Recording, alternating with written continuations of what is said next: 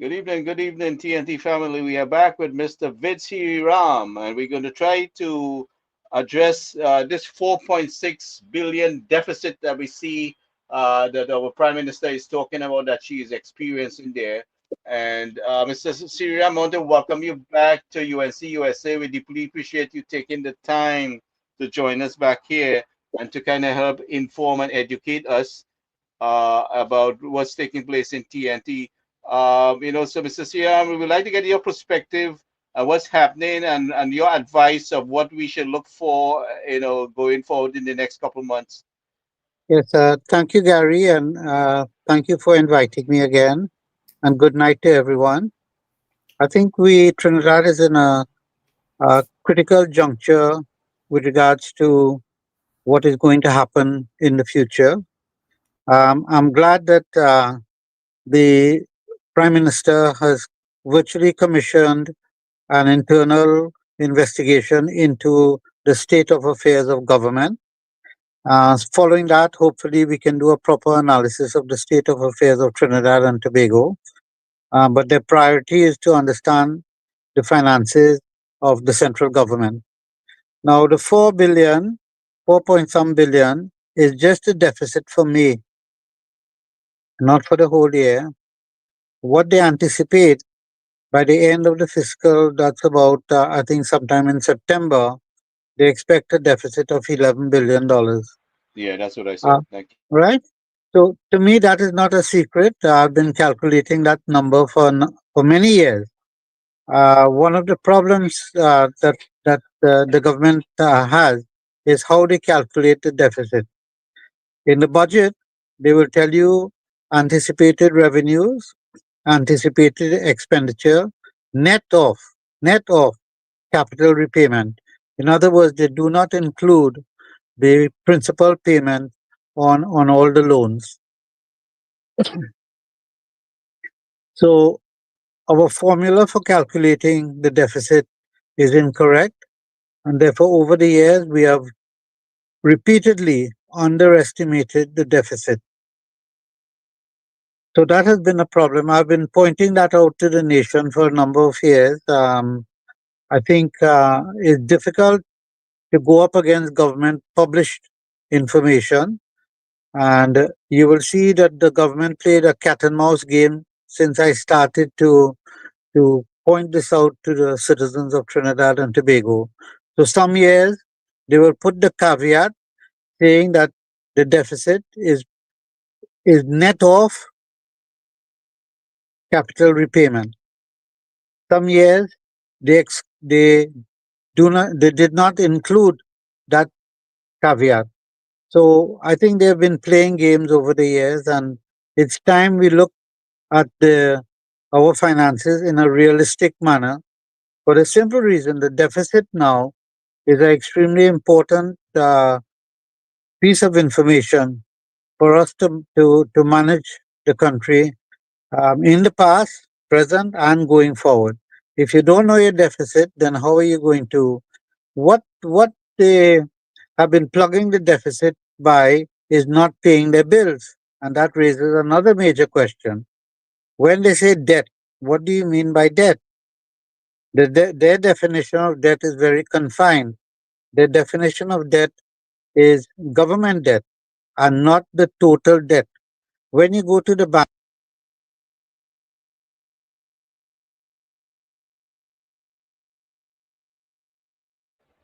I think we lost Mr. Siram there. His video froze a little bit. Sumant, you there?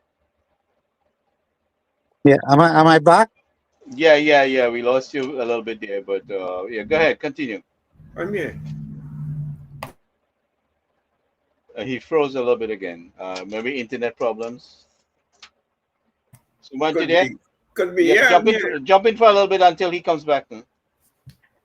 Yeah, I was surprised to see the amount of monies in the deficit for the month of May only is 4 million, and yet we have June, July, August, and September.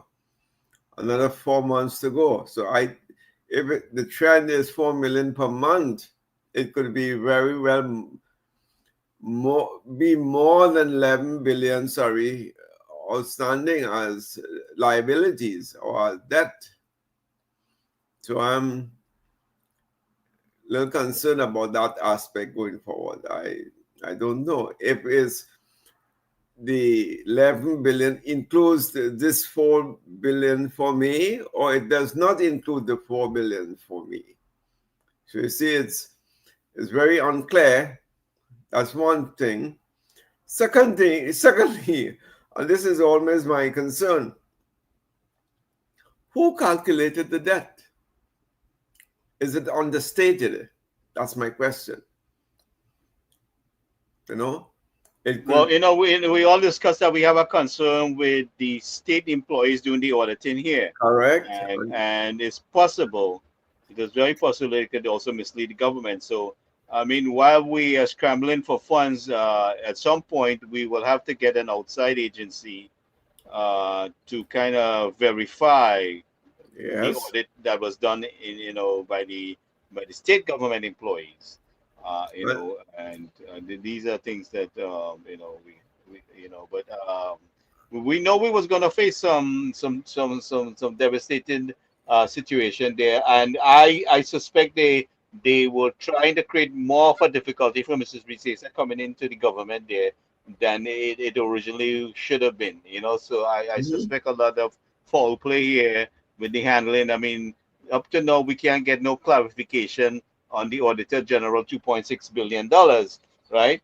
And well, I read today that this will be discussed when Parliament resumes, with the aim of trying to find out exactly where the money is at, so that we may very well see some ministers being implicated for that misdoing.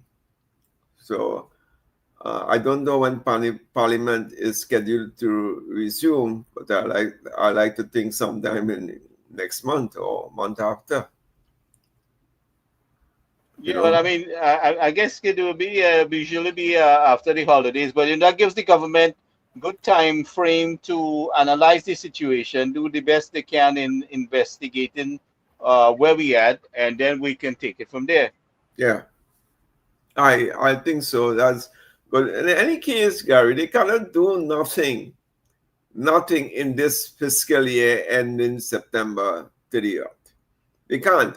If they don't have money, and in fact they are running on liabilities or debt right now, and I don't know what their course of action will be. Are they going to increase that amount? Again, as I said, I don't know the 11 billion which is touted, what the Prime Minister touted yesterday, if that includes the 4 billion for this month, or the 4 billion for this month is an addition to that 11 billion. I don't know.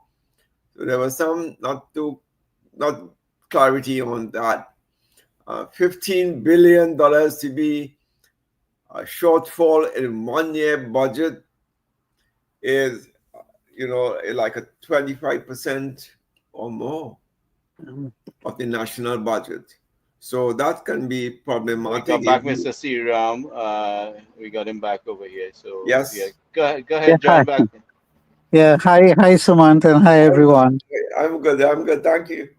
Well, I'm so glad you're agreeing with me that this is just a major issue with regards to our budget and so on.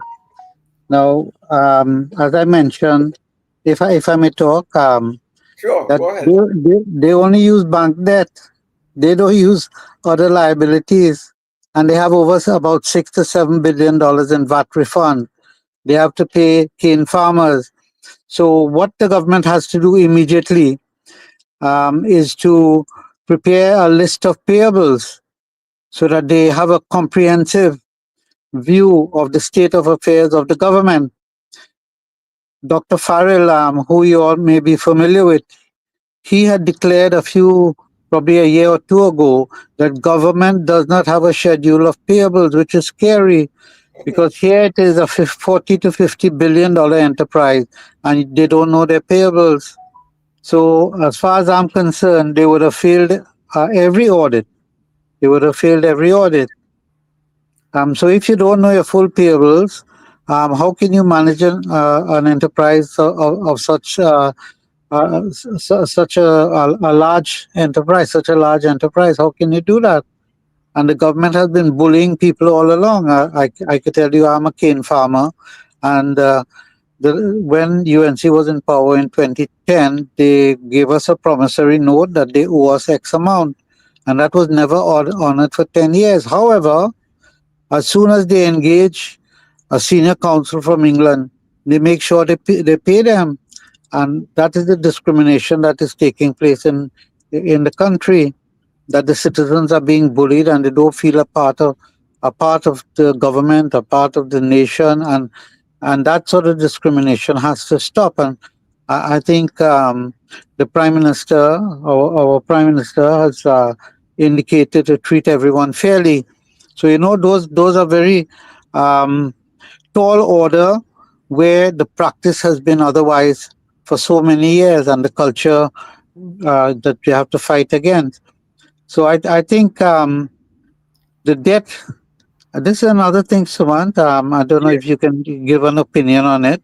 Yes, But I was asking the question, Gary and I, when you were not Mhm. on screen, is that 4 billion deficit for this month and 11 billion deficit at the up to the end of September. Is that 4 billion included in that 11 billion, or is that 4 billion for this month? Is that Yeah, additional to my that 11? yes, my understanding it is included, and at the end of the fiscal period, that's about I think September 30th or so, Yes. they anticipate 11. Now, don't forget this 4 billion, which is unusual because that's not a monthly deficit. Because 4 by 12, that's 48 billion. That's my The point. four, That's my yeah, point, because yeah, right now, if you go that with that trend, it's like a 20% deficit on the total year's budget. right. But I could explain that the 4 billion was electioneering. And that's another problem with our democracy. You can't just in 1 month decide to spend all this money without proper approvals and on projects at your whims and fancies. It means to say that is a pure electioneering expenditure for the month of May. And that So, is frowned upon as, you know, not good governance. no, that has to be investigated. Yes, That it should be, because must be.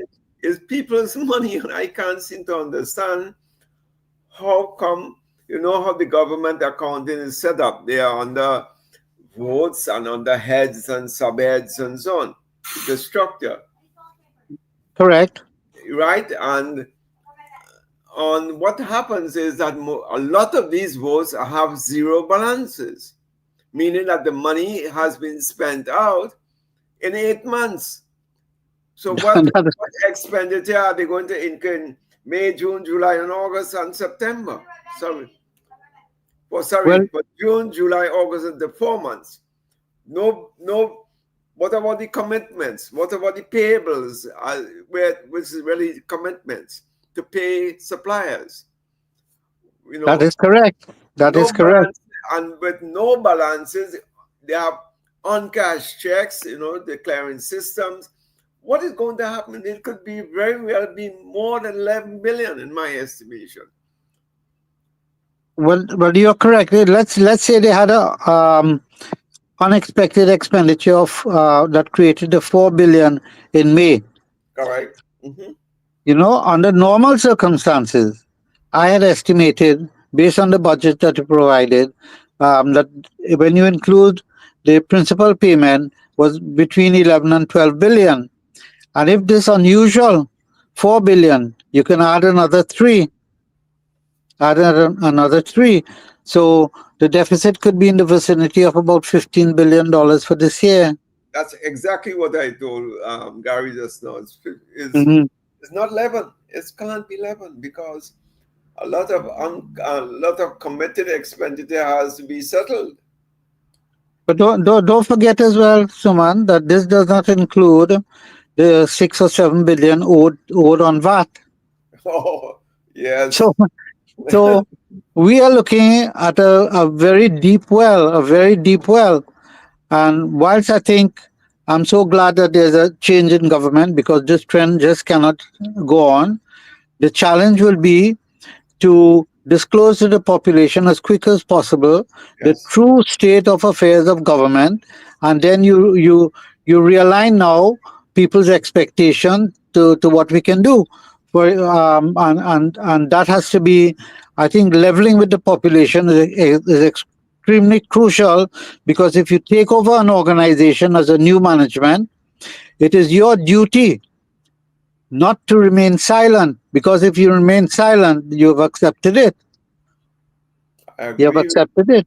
If I you remain silent, you cannot afford to remain silent. So this next few months, few weeks, in fact, maybe a month or two, within a month or two, another report must come out to the nation as to the state of affairs, and then we move forward now with some creative changes in government and governance and management and so on, to see where are the areas, given our circumstances, where are the areas that we can generate growth.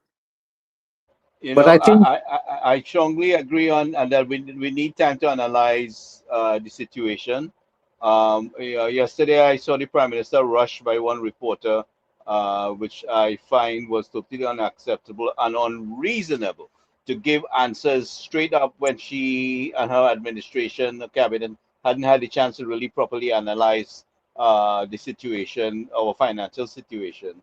And I think it was out of time, and we need a little more time for the government to properly analyze the situation, and the government may have to bring outside help, as because you have the same government employees who were involved in the disappearance and mismanagement and not proper accounting of the funds. So we will eventually have to bring outside help, unfortunately, which we really don't want to spend that money. In the meantime, we do have to analyze what's taking place. So we need to be fair, give the Prime Minister and her cabinet some chance to analyze what we're dealing with.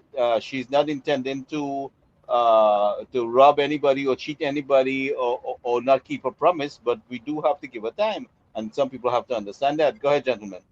I agree, Gary. And what happened is that this information has been continually disseminated to the general public, so that they don't get any sort of antagonism of the people for the government, thinking that everything is okay. So they have to get this information out to the public to convince them, say, hey, the well is deeper than you thought. This is the situation, but we are working on it.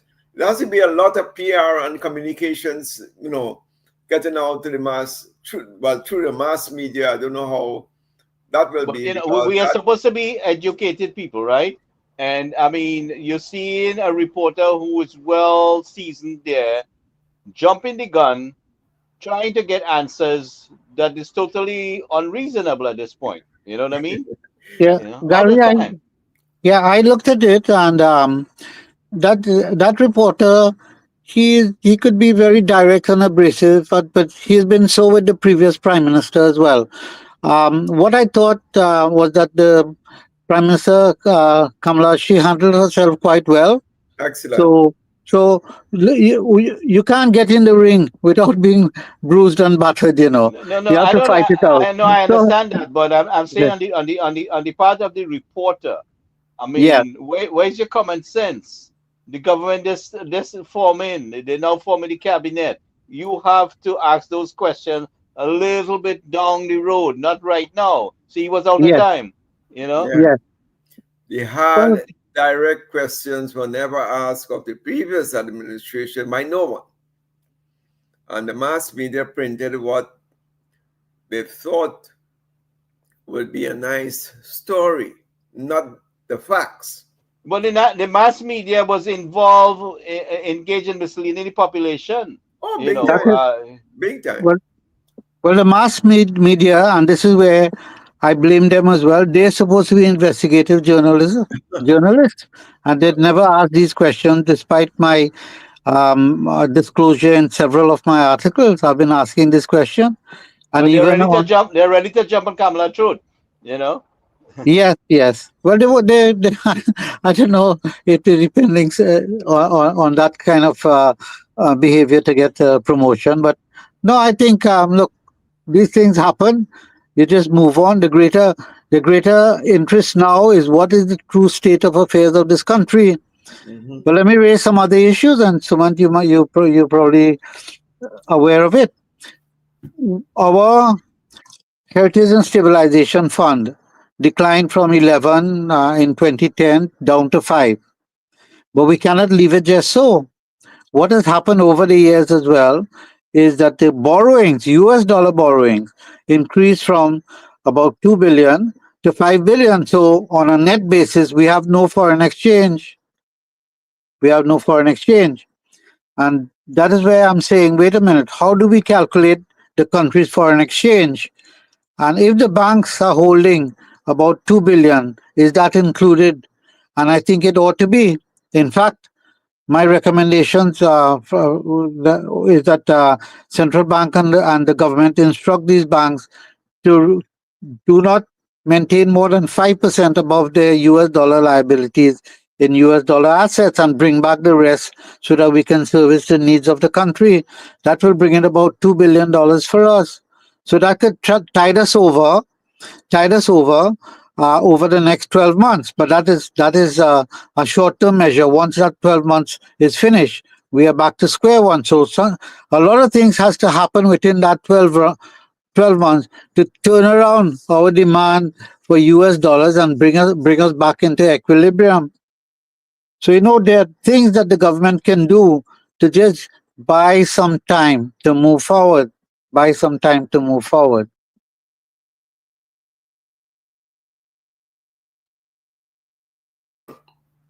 I think that time will be an entire year because that is averaging basically $1 billion every month to come up with the $12 billion or two. No, well, when I was saying that was US dollars, the 2 billion US I was talking about. Yes, yes.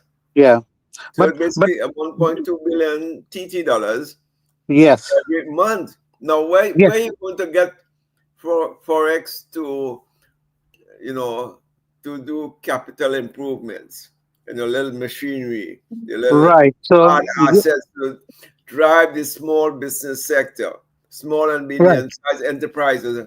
So let When can that take off? Not over 12 months. It has to be beyond 12 months' time. But I would suggest, I'm trying to get a meeting with the Prime Minister. I hope she gives it to me, because I've worked out several solutions, that I feel that they can buy some time, because you need time to turn around this economy. This economy is in free fall, and you need time to turn it around. So a part of that equation is managing expectations and delivering on your promises, but not immediately. Not immediately. You do it over a period of time. But there are several low-hanging fruits that they could implement to give a sigh of relief to the ordinary citizens of Trinidad and Tobago. So, say for example, Sumant, I don't recall, but I suspect your background is finance. It's about 5 or 6 core disciplines I have. So, I'm multifaceted at the highest level. Okay, great. Good. Economics, Yeah, yeah. No, electronic business, IT, hospitality and tourism. wonderful, I'm wonderful. also a data analyst. I'm an AI practitioner. So Okay. I'm digital Well, marketing I'm strategist. talking I'm talking to the right person, because a lot of times I talk and people look at me with a stare, like when I Also, challenge. which might be important to you, I have been a financial controller here in Miami Beach for 12 years. So Oh, I'm, wonderful. I'm a quantitative guy. Excellent. I work with the numbers, nothing else. Well, I say if you don't understand numbers, you can't manage anything. And I tell a lot of people is numbers you're managing, not people. At the end of the day, when you go to an AGM, you Yeah. can't say I have very happy staff. 10 of them were pregnant and they had 9 months leave and so on. Yeah. Your shareholder wants to know what's your profit, earnings per share, The bottom line, man. How have you bottom increased line. my Yeah. earnings So per share for the, the last? here the point I'm making, and see if you if we instruct the banks and financial institutions, even insurance companies, I think the last government told them they can move their US dollar investments as a percentage of their portfolio from 20% to 25%. So immediately that was a drain on foreign exchange. Yes. So if we bring that down from 25% to 15% over the next 6 months, then we in Trinidad will be getting a lot of foreign exchange in the system. If we tell the commercial banks, reduce your $2 billion to $1.5 billion over the next 6 months, that 1.5 have to come into the country. Now, they will have surplus TT dollars in hand. And that is where the government could say, okay, I'm issuing some bonds, some saving bonds or whatever. You can invest in those bonds because they'll need to mobilize and invest those TT dollars. So government could, it's a win-win situation from everyone, and government will be raising low-cost funds. Low-cost funds. Right now they're raising at 6, 7, 8%. In So this TT would be currency. low-cost funds. In TT currency. In TT currency, yes, Right. yes. So now, where if government, and I will need a little help because I need to exploit a little more. I don't know if you recall many years ago in England and in Trinidad, I believe, that you could go to the post office and buy savings bonds. Yeah. Am I right? Yes. So we could reintroduce that again because at the moment, the ordinary citizens are getting less than 1% as on their deposits in commercial banks. And I think that is unfair, very unfair. So we need to take care of our savers and give them a fair return. It would not cover inflation, but it'll be a lot better than what they're getting now. And government could reintroduce a savings bonds. And that program, it will build over the years as people get accustomed, they put in their money for a year, they get it back, they get confidence in the system.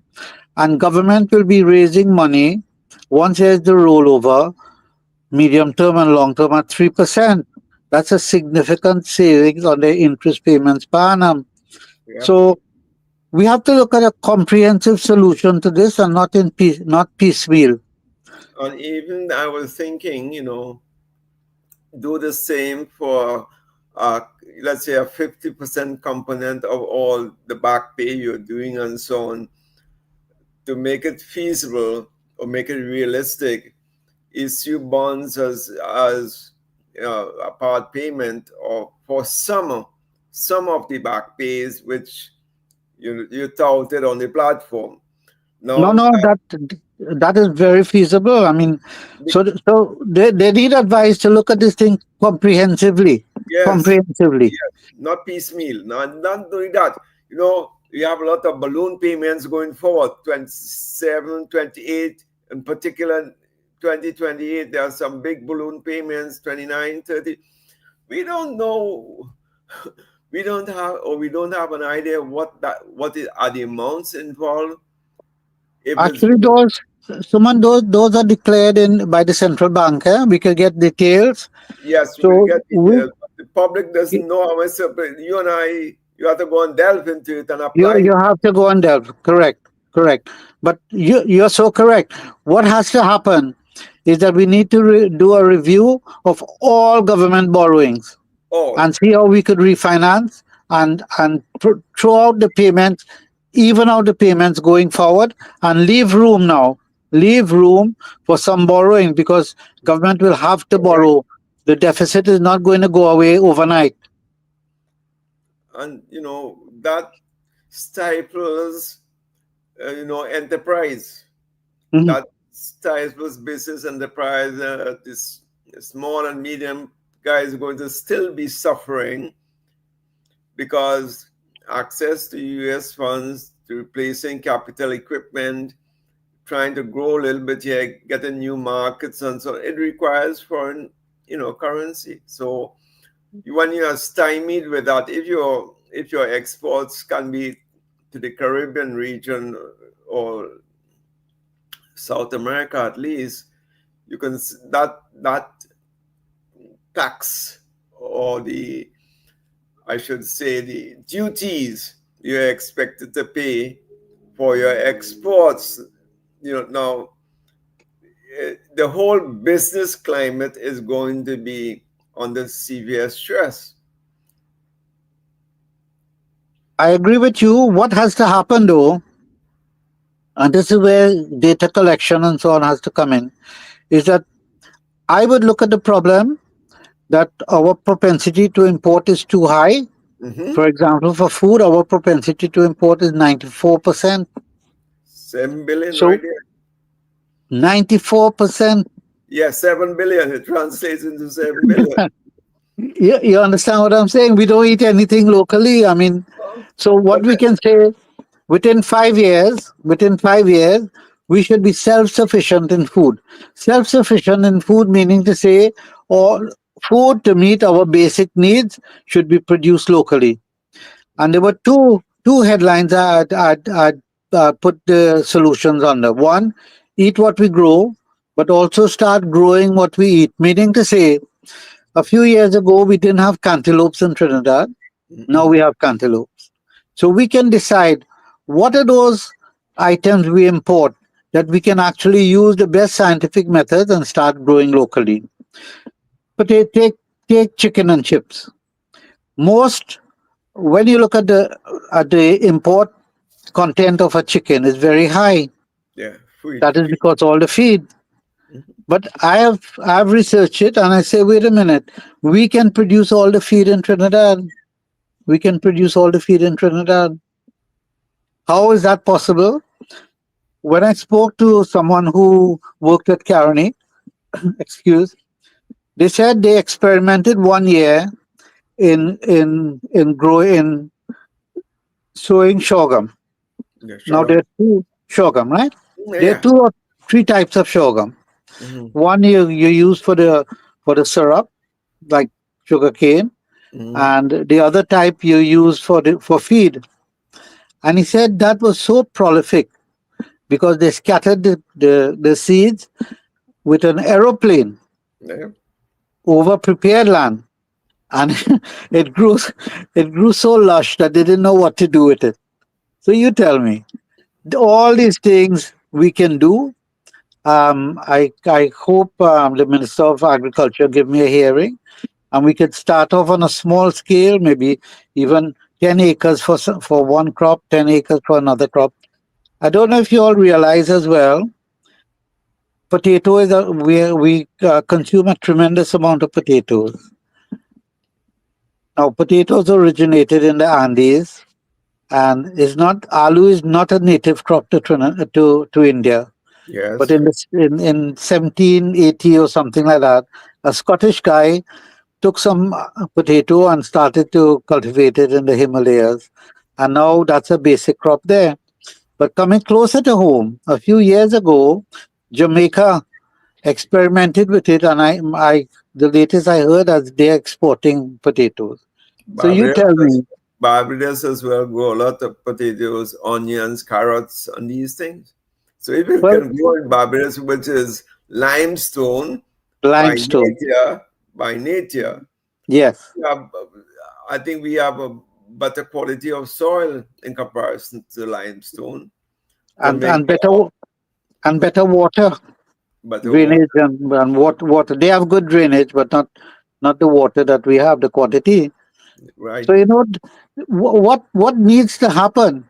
We have to excite Trinidad is that we are really going to diversify, and these are the priorities over the next 5 years, and put people back to work.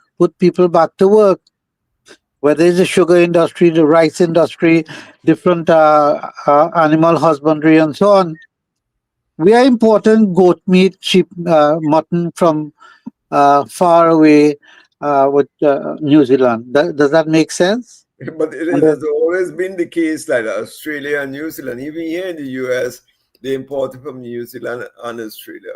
So it's because, you know, in New Zealand there are more sheep than people. Mhm. You know. So I'm not saying no, but I know, but the thing is that we just don't grow or do that type of farming, animal rearing as a specialty. Someone will have a few goats or sheep and that's it. No, and this is where government can come in.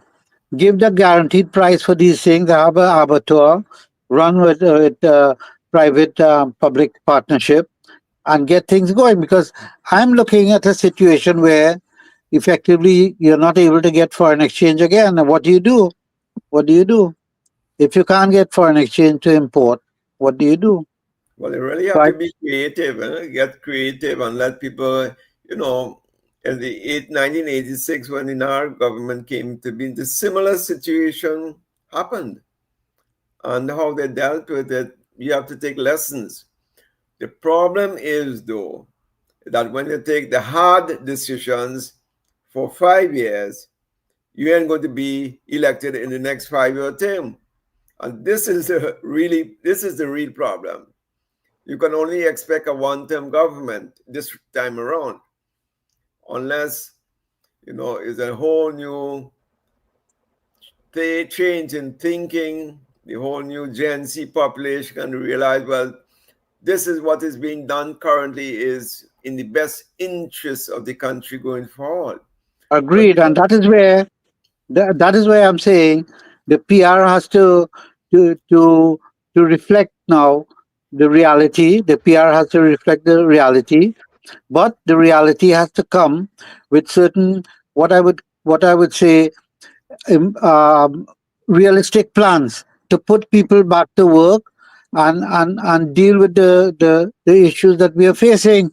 If you run out of foreign exchange, we get like one of those Pacific islands that they sold out all their like Guam and so on, that they sold out all the potash and now they import in junk food. yeah, yeah, That's a possibility, but I don't think we want to reach there.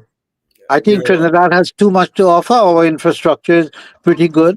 mhm, Over the we still a lot of money, but by and large we have a good infrastructure. But too many people on the road doing nothing. Three, yeah, 400 persons going to Port of Spain every year, every day. When they're coming back and you ask them, what did you make for the day? Nothing. Nothing.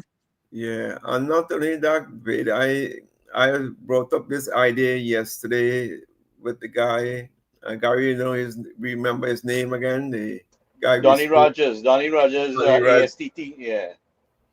Tony Rogers, and I was saying, look, we can don't wait for the things to get worse. Correct. Right there is the whole. Wait, I don't know if you know the whole Oropouche Lagoon. Hmm. It's bounded by 4 UNC constituencies: Faisal, Hmm. Oropouche West, Oropouche East, and Sando West. That catchment area in the middle there between these four constituencies Hmm. have a lot of agricultural land. Hmm. Hmm. Now, what has happened here is the saltwater penetration into the topsoil. So Hmm. it has, there are pockets of the saltwater grass, as we call it. Hmm. Hmm. There's a saltwater grass.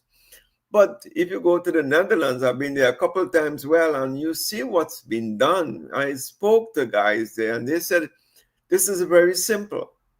Hmm.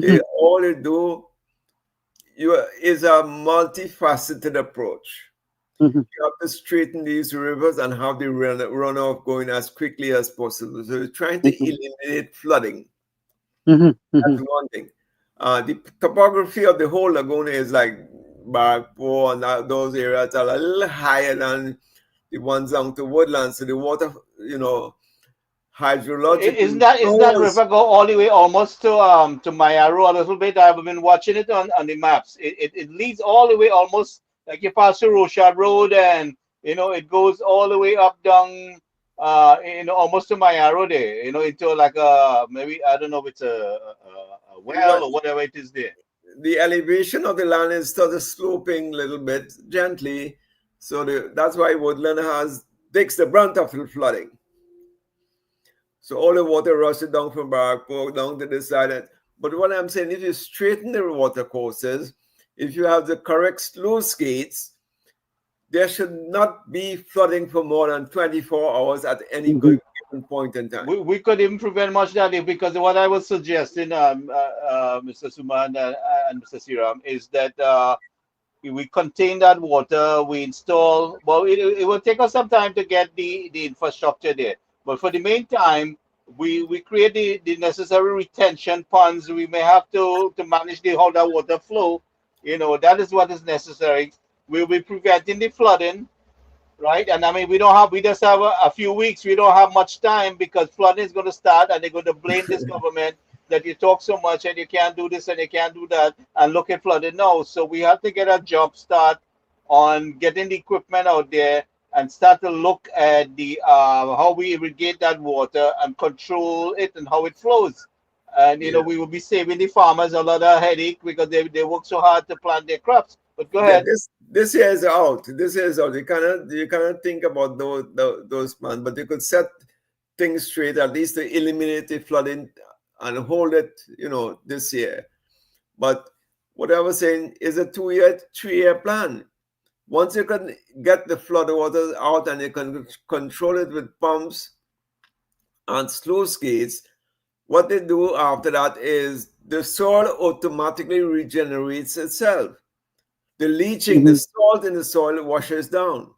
And after 2-3 years, they plant what's called the grasses. I mean, you got to see these milking cows there.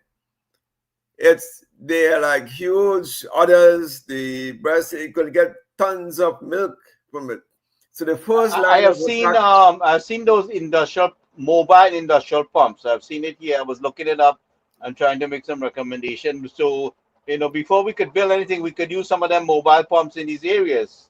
Yeah, the only problem is the high tide. That the problem with the high tide will provide. You know, if the high tide is and the flood water is at the same height, there's no activity. But once the tide starts to recede and the sluice gates are open, and you have the addition to that, you have the pumps, there should be no flooding in these agricultural areas for more than a 24-hour period.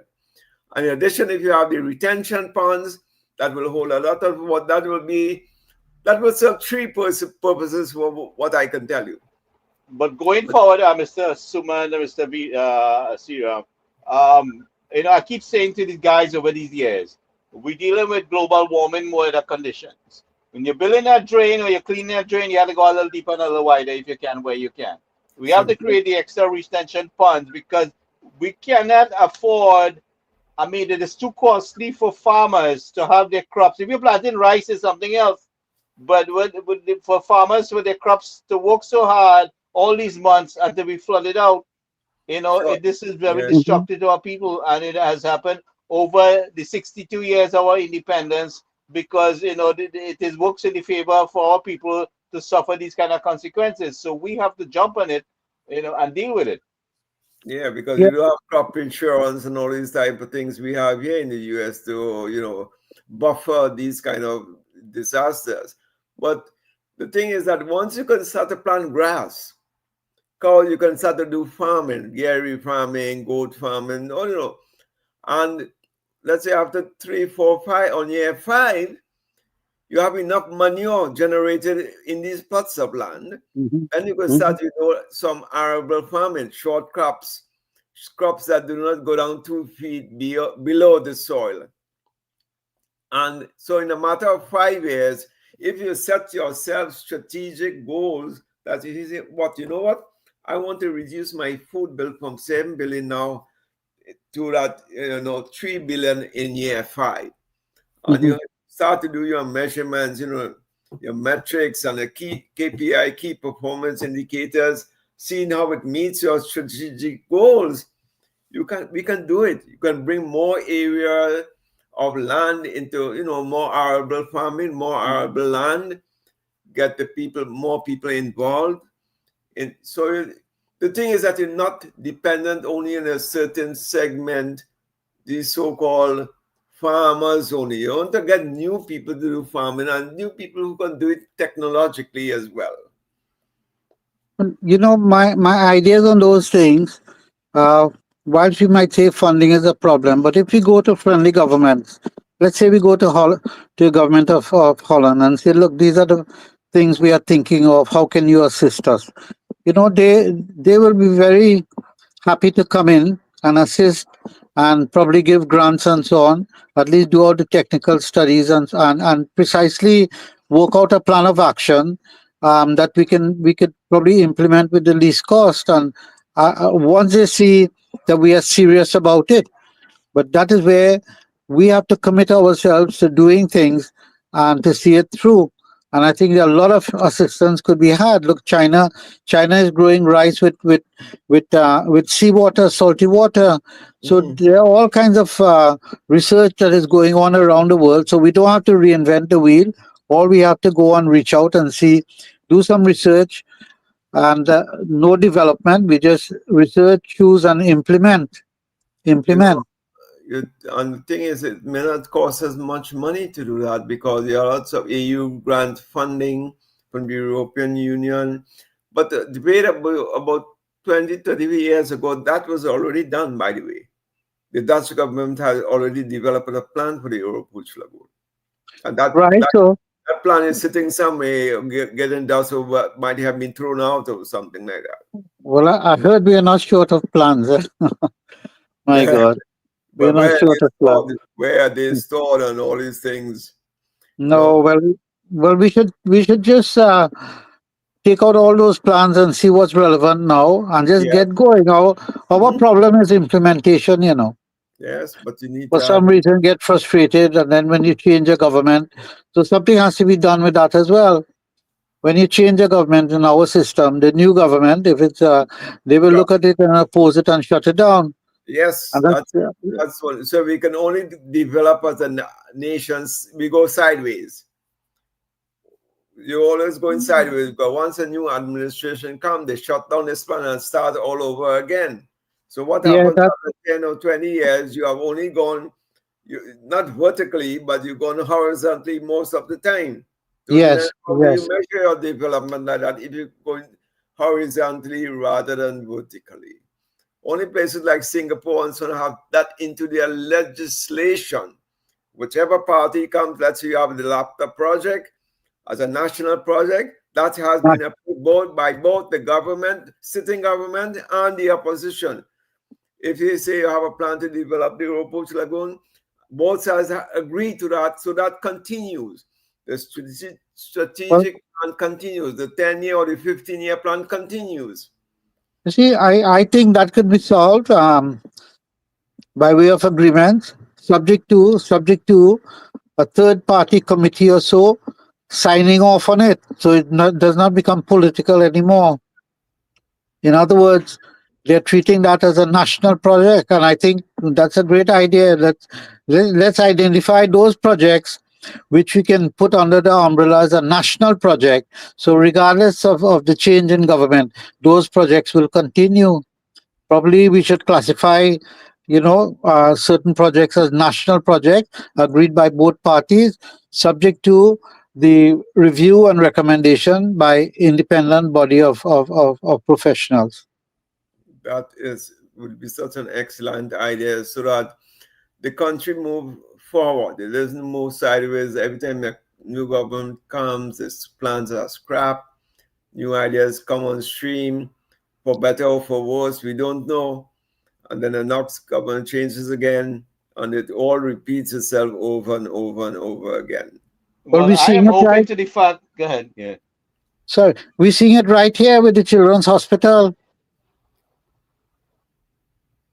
If we had allocated, classified that as a national project, then they would have been forced to open it.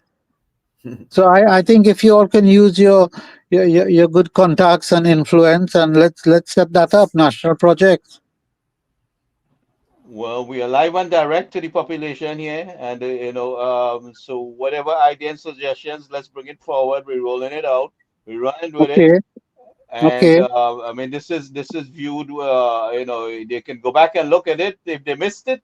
So Mhm. because this is on YouTube, the conversation is live and direct, and so our suggestion, is very much well heard. I would like to encourage our team to keep pressing forward. We understand that our government is now taking power, and they will have to get themselves situated. And we will not stop with making this suggestion. We are going to be pressing forward with it. And as we know, there will be a lot of hurdles to ride through as the various ministers take position of their ministry. So we have to just stand our ground in every aspect. Agreed, Gary. In every aspect, that's true. Yes, stand your ground doesn't mean cocking the gun alone. You have to stand. You have to stand your ground in every aspect. But Very awesome. educating the population. Yes, Okay, because yes. some people has to be reminded. I mean, Mrs. Besisa did so much between 2010 and 15, and it's like it went out one ear or the eye and the brain and went somewhere else. It Mhm, shot through your head like a bullet and went somewhere else. mhm, Total amnesia. They fell for the tricks of the PNM. In the way that it is. I mean, bringing Penny Beckles, they ain't gonna make a difference to how evil and wicked this Cosa Nostra It's still the damn Cosa Nostra. It's still the wicked, evil PNM that rule by discrimination, divide and conquer, use people, have a leech around the neck, give them a few crumbs, and they feel like they get some cake, right? Give me a mhm. few crumbs while they run away with the cake, That's right? right. The ministers and them, their wife, you're seeing where the money going, and then you're seeing how to say 1.5 billion borrowed, and Mr. Ken Ali had written about it, and Yes. I'm hoping to bring him here soon. Oh, He said great. he would get back to me. But the thing about it is no accountability. We can't get the accountability for the 2.6 billion with the Auditor General call out, and then after the election is called, you see they're borrowing money. Again, Mhm. and for what purpose? They never gave accountability for what they spent within the first 5 years, and in the second 5 years, absolutely arrogance again. And the worst, I think, was more arrogance in the second 5 years of this government.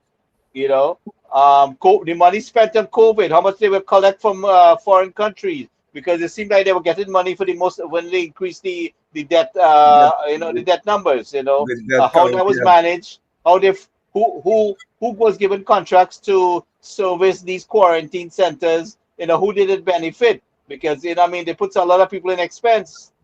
They damage the businesses of a lot of people and put them in unnecessary expense. But So this we have a so, lot to go, a lot to go.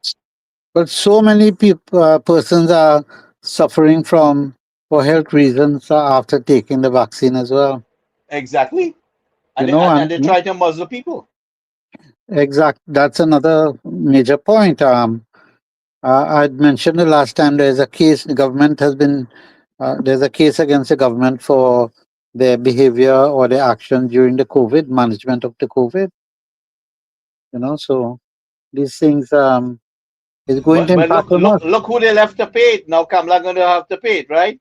Well, It's coming out of Rowley and Chow Chung pocket, right? well, So that is. I learned very early in my banking career that brick and mortar do not commit crimes. Brick and mortar do not commit crimes. It's the individuals involved. And that's why the Securities and Exchange Commission, whenever they slap on a case, is against the institution as well as the individuals. Because you cannot oh, go occupy an office and act willy nilly at your indiscretion. And for example, you remember Colin Imbert put Jawala in court or fired him, and the matter, they lost the case, and Colin is scot free. He has to pay for that. He has to pay for that. And indemnity insurance does not cover reckless behavior. But guess and, who? and the audacity to say we are rioted after putting your foot on our necks. I mean, we are, this is a nation beyond tolerance, you know. We have too I much don't of have it. I don't have the tolerance. I don't know that they have to lock me up if I stay there. Well, that's why he probably went away. No, but Trinidadians are very tolerant. I don't understand that. I mean, but don't forget, there were protests against the vaccination and so on. I was part. Just my son. He took the front on those things with the certain unions, labor union, and you know the government they put tear gas against the small crowd, the crowd, tear gas. Oh, I think I remember that day. I remember that day when I remember that. Yeah. And we had just left, but just imagine you tear gassing for legitimate protests. There was no violence or anything like that. So I think, you know, maybe we should have laws against all of these things as well to protect citizens. But anyway, I think we're in a very critical period in our history. And I think the government, I'm glad there's a change because A I did relief. write an article, you know. I don't know if I didn't send it to you, but I was saying they, the government as the PNM should not be allowed to even put up their name for elections. There must be a screening committee to say that you guys have failed so badly, you don't qualify. You don't qualify to put your name up for elections, and for good reasons. Everything they did was badly done. I can't point to one thing that they did to say, look, PNM did A, B, and C to advance the progress of this nation. I can't see it. I can't see it at all. But yet some people ran behind them, jumping up, like it is the best thing that ever exists. They will always, yeah, they'll always be. Are they really educated people? I mean, they No, claim to they'll be always educated. be. Yeah, they'll always be that group because they would have gotten contracts and favors and so on. You know, there'll always be that group that come whatever may, because you know people respond very loyal to favors. You know, very loyal to favors. So if a minister look got something for you by calling up someone and open some doors and so on, you become beholden to that minister, and that's how it happens. But by and large, I don't know if you recall, but a lot of the PNM supporters did not vote in this election. You know, they Yes, did not vote. Or I understand over 100,000. What does that tell 110, us? 110,000 was the last figure I saw. But Well, what you I know, anticipated that. I anticipated that. no, but what do you think can happen in the next 5 years? Let's say these 110,000 voters go back and vote. What's the statistic? The data will show that both the UNC and the PNM will run neck and neck. That is like a 2021 or sorry.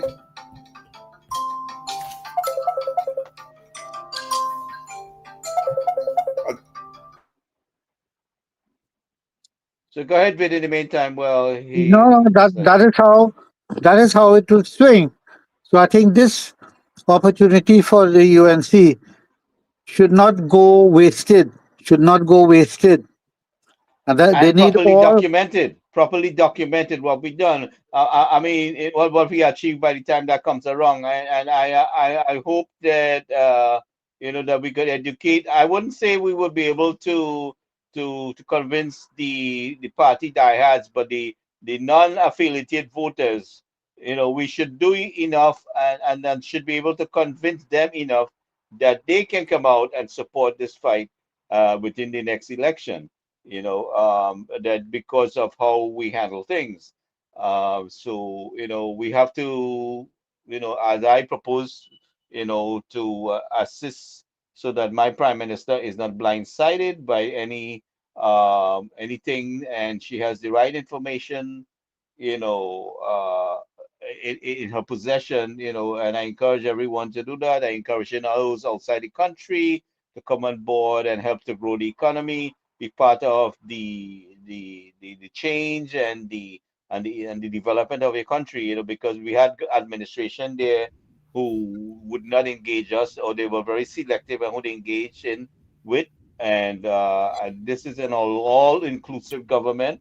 The prime minister is very open to everybody. We want to invite those experts, medical professional or whatever. We have a lot of Trinidadians around the world that is much brighter than me that can come on board and assist with growing TNT, promoting TNT, expanding the level of service delivery. This is an objective here to improve the service delivery. We should be food sufficient.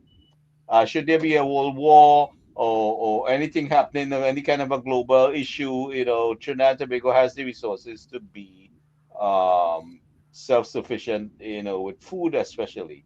And I think I'm pushing very hard for that part of it. Well, Dr. Brinzi Samaru, you probably know him Yeah, yeah, he's my or professor. him. He's a Yeah, professor. and what he passed away now, but Yes, Yeah, I he met him when he came to the consulate in New York. Very nice guy. a wonderful person. very I met nice. him. I met him at age 11 in India. He was studying in Delhi, and my brother was there too. And that's the first time I met him. Anyway, that's a long time. But he did mention, during the Second World War, when the sea routes were cordoned off. Remember, the YouTube was in Caribbean waters, and he said at that time, Trinidad suddenly began to produce its own food Yep. to satisfy itself. Now, from my readings, Gandhi had prepared a menu, low cost menu, high nutritional menu, um, that could satisfy the needs and requirements of the general population in India. We need to do that, and that's why many years ago I wrote a sort of outline of how to diversify this economy, and one of it was eat what you grow and grow what you eat. Um, and what we can do, say for example, a very simple thing, very very simple, that they can run programs on television in terms of what we should be eating in terms of fresh food, and coming up with a competition that only requires locally produced food. So come up with a list of menus, a cooking competition or something. We have to engage the normal population. Now, let's say the women folks who stay at home, it's probably a large number, maybe 100,000, 200,000. I'm not sure. But we can get them interested in providing these dishes that we have a competition for. So we have to change focus. Our current focus is just looking at the Dragon Gas deal, when that is going to come true, and it's a very I would say myopic way of occupying our time. And I think Mrs. Mrs. already declared that part dead. She said we're going to deal with Suriname, Guyana, and Grenada and look for other alternatives. So she has already right, declared that but, dragon but gas we are thing. still what I was trying to get away from the energy sector for now. Those things have to be pursued. I'm not saying no, but let us look now at other areas that we can look at so that we become at least fully occupied, well engaged in productive activities, and that we could sustain ourselves in the event of any disasters and so on. Disasters could happen anytime. I mean, we are prone to it now. So we have to prepare for it in a way, not necessarily to the extent of a true prepper, but at least be self-sufficient in certain things.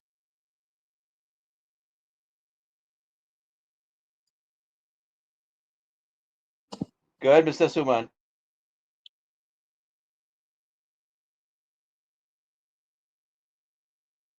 I see Dr. Ashford in the background there. He may have something to say. Dr. Mirage, you want to jump in here for a little bit? I don't know. Okay. Suman, you could add your piece to it until he. Okay, yeah, but You hear me? Yes, you hear me now, right? Are you hearing now? yes, we hear Yes, you. yes. Go ahead. Go ahead. Yeah, good. I was listening to everything going on, and as usual, sometimes I have a question, and then you answer yourselves because I noticed that Ved is talking about the amount of studies that we have on the shelves and cowboy, and so we have lots of studies being done. What's going through my mind for the past hour was I'm thinking about if, let us say we ask Ved to run a program for us, say like we want to, and let me go to Cement for this one, Sumad, because he's talking about the Oropouche Lagoon a whole lot. Last night he was under than today again. So the water is polluted. The crops can't grow there anymore because we have not. And this is somebody call it global warming or climate environment, and so maybe so let's say the lagoon is destroyed. You can't have any more pumpkins and watermelon in that area. Isn't there many other areas Oh yeah. that we can grow stuff? Because I was saying last night that we could this import bill of waiting through and through, we could get this thing, we could make a dent in the first 6 months. Because these are short crops, and I was giving an example that I planted same last year, and I have it still in my fridge, and I'll be planting more again pretty soon. So I have regular stuff. So we discussed that last night from the trend last night. So we continue in the same way. But Mike, so when you all talk, I want to find out. Yes, we could. But let us say we ask Ved to apply the best thing that we can do going forward, and we're giving him the necessary starting seed money, the resources to start the project. What will he do first if he can? Because he been studying this for a long time from what I've been hearing. So I want to get this thing off the ground like tomorrow. Well, literally, I say 2 weeks from now, 1 month from now. What are the things in place you will start doing, and who are the farmers they're going to pick on, and what will you do? Give us an application of what is to be done. I mean, I'm sure that if the government hire you might be able to do something, but in your mind you should be having this. In how could I apply this? If Kamla Prasad, Minister of Agriculture, asked me to do something for them and hand it over to me, how will I start doing number one, number two, number three? Not everything, but some main things. Could you help us here now, Dad? Yeah, I could suggest some ideas that we can mull over. For example, we have a very vibrant pineapple association. When you go down by Princestown area and you see the cultivation, it looks like world class to me. Yes. So they had asked me to help, and I said, okay, let me price a plant, a processing plant that could Hold on a that could second, put. a bit. Hold on Yeah, a second. Somebody sure. need. Everyone should mute their phone until you're ready to speak, because I'm getting the feedback. Right. Am I okay now? Yeah. Go ahead. Yeah. Yeah.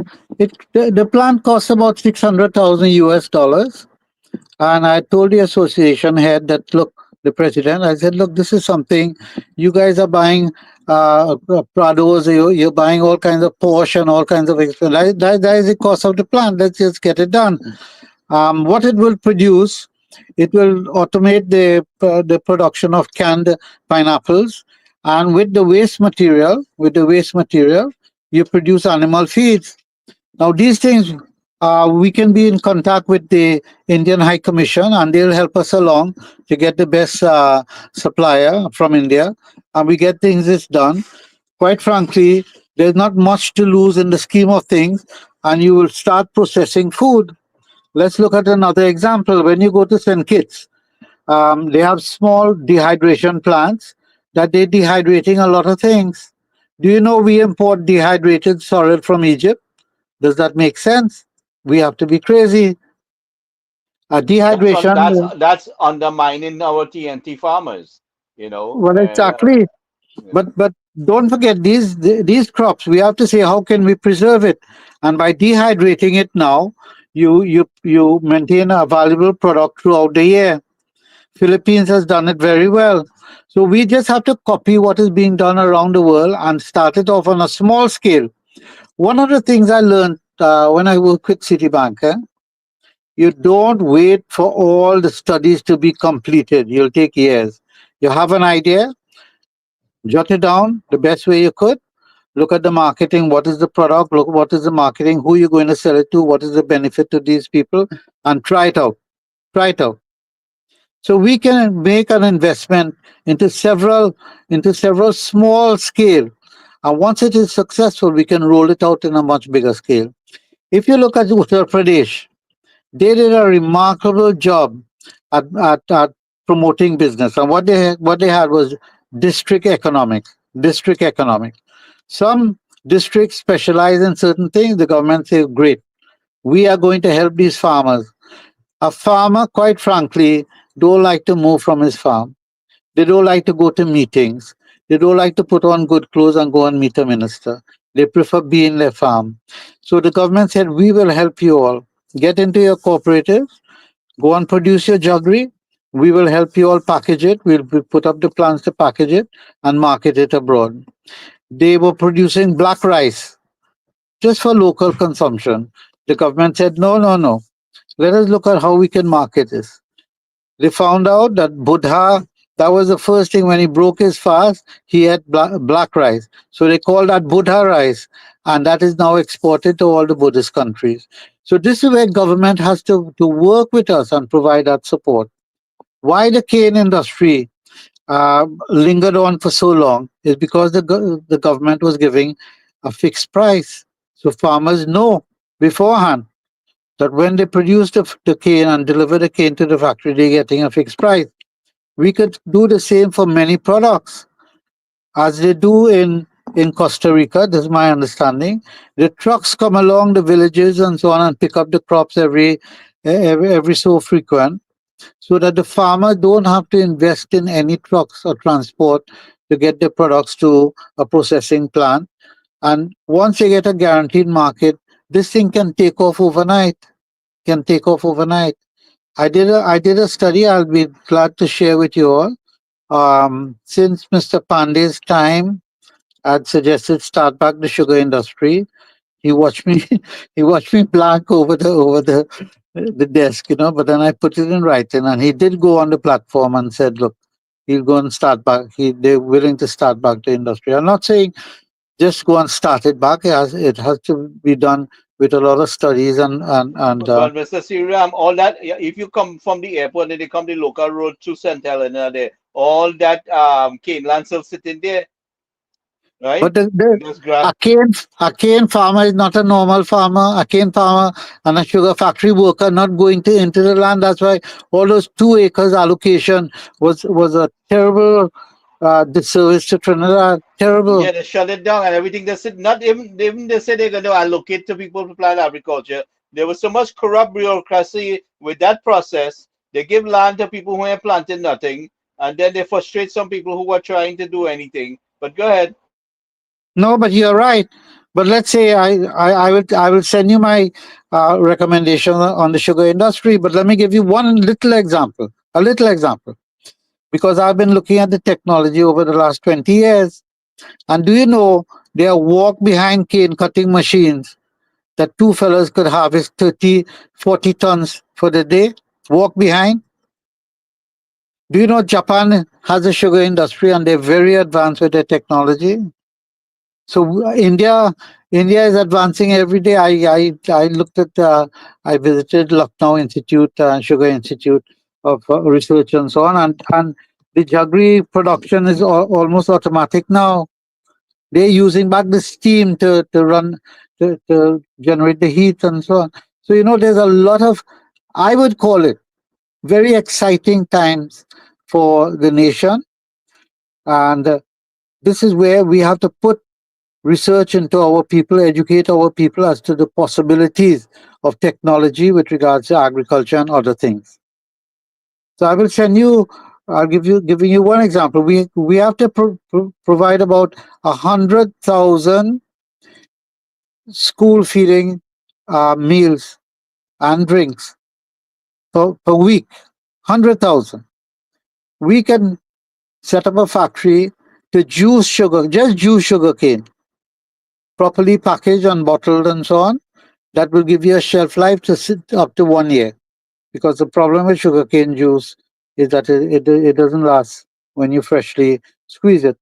So if we are able to produce now 100,000 at three, so that is 1 million per week at, let's say, $4 for one. That's $4 million. Can you identify that we? You say we. Who is that we? I'm saying Trinidad. Oh no. Trinidad is a that is a subject. That is not well. That's an object, really. That is not a subject. Who are you? Last night I was asking the same question. Why not? Who are the farmers who have? I gave them an example of my cousin who went from sugarcane into cassava, XM cassava or MX, whatever, some name like that. Right.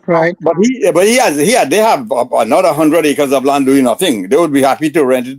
Anybody want to do agriculture, they're ready to rent it at some reasonable price, because I mean, it's they're doing nothing anyway. They would be happy to rent it out to anybody. I mean, they would use part of it. I mean, but so that we are referring to, can you identify a group or person, or because I want to know who is that we? Okay, that's very simple. Let's work backwards. Mm. If you identify demand, and I only said school children, Mm-hmm. you have the whole market to deal with, all the individuals and so on, because sugarcane is a healthy drink, right? Mm-hmm. So we work backwards, and let's say we're targeting the school children. We say a million bottles per week. We work backwards, and we say for the year there are 40 weeks in the year for school children.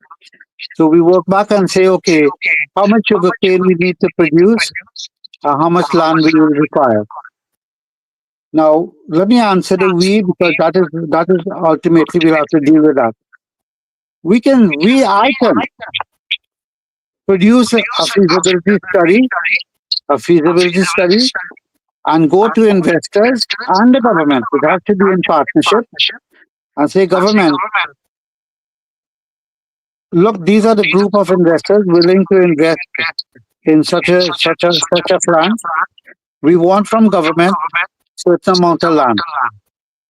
And you put a partnership together, and they'll say, well, why you want this? We're saying, look, we are moving away children from soft drinks and so on, and this is a healthy alternative. Would we get a guaranteed market for the school feeding program? And once you have your feasibility studies, and there's a good return on investment, I am making an assumption that any serious investor would like to invest in it. So the we is not a problem. The we, once you can provide a series of business proposals that are very realistic and they give a good return to investors, then you move it to the second stage. And you're aware that there's some tremendous risk involved. You're aware of that, right? No, you tell me the risk. You cover the risk. Yeah. You cover the risk. If you cover the risk of market, if you cover the market risk, like get a guaranteed market. Mr. Siram, I'm getting a echo from your phone there. Yeah, I'm hearing an echo as well. Yeah. Oh, jeez. And it suddenly came up. Yeah. No, it's talking. You're talking better now. Let me see. I think we kind of clearing it up a little bit. Are you still hearing it? Oh yeah. Can you log out and come right back in while the other guys jump in a little bit? Yeah, sure. Yeah. I could go on my computer and I could come up this. No. You what I'm saying is Mr. Siram have to log. Somehow he's getting a echo on his mic Okay. there now. So maybe one of you guys can jump in why he does that. I don't know.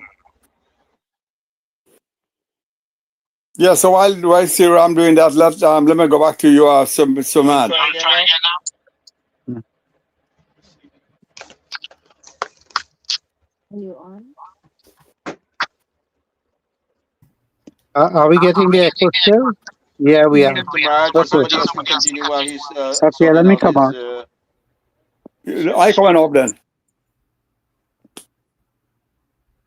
Hello?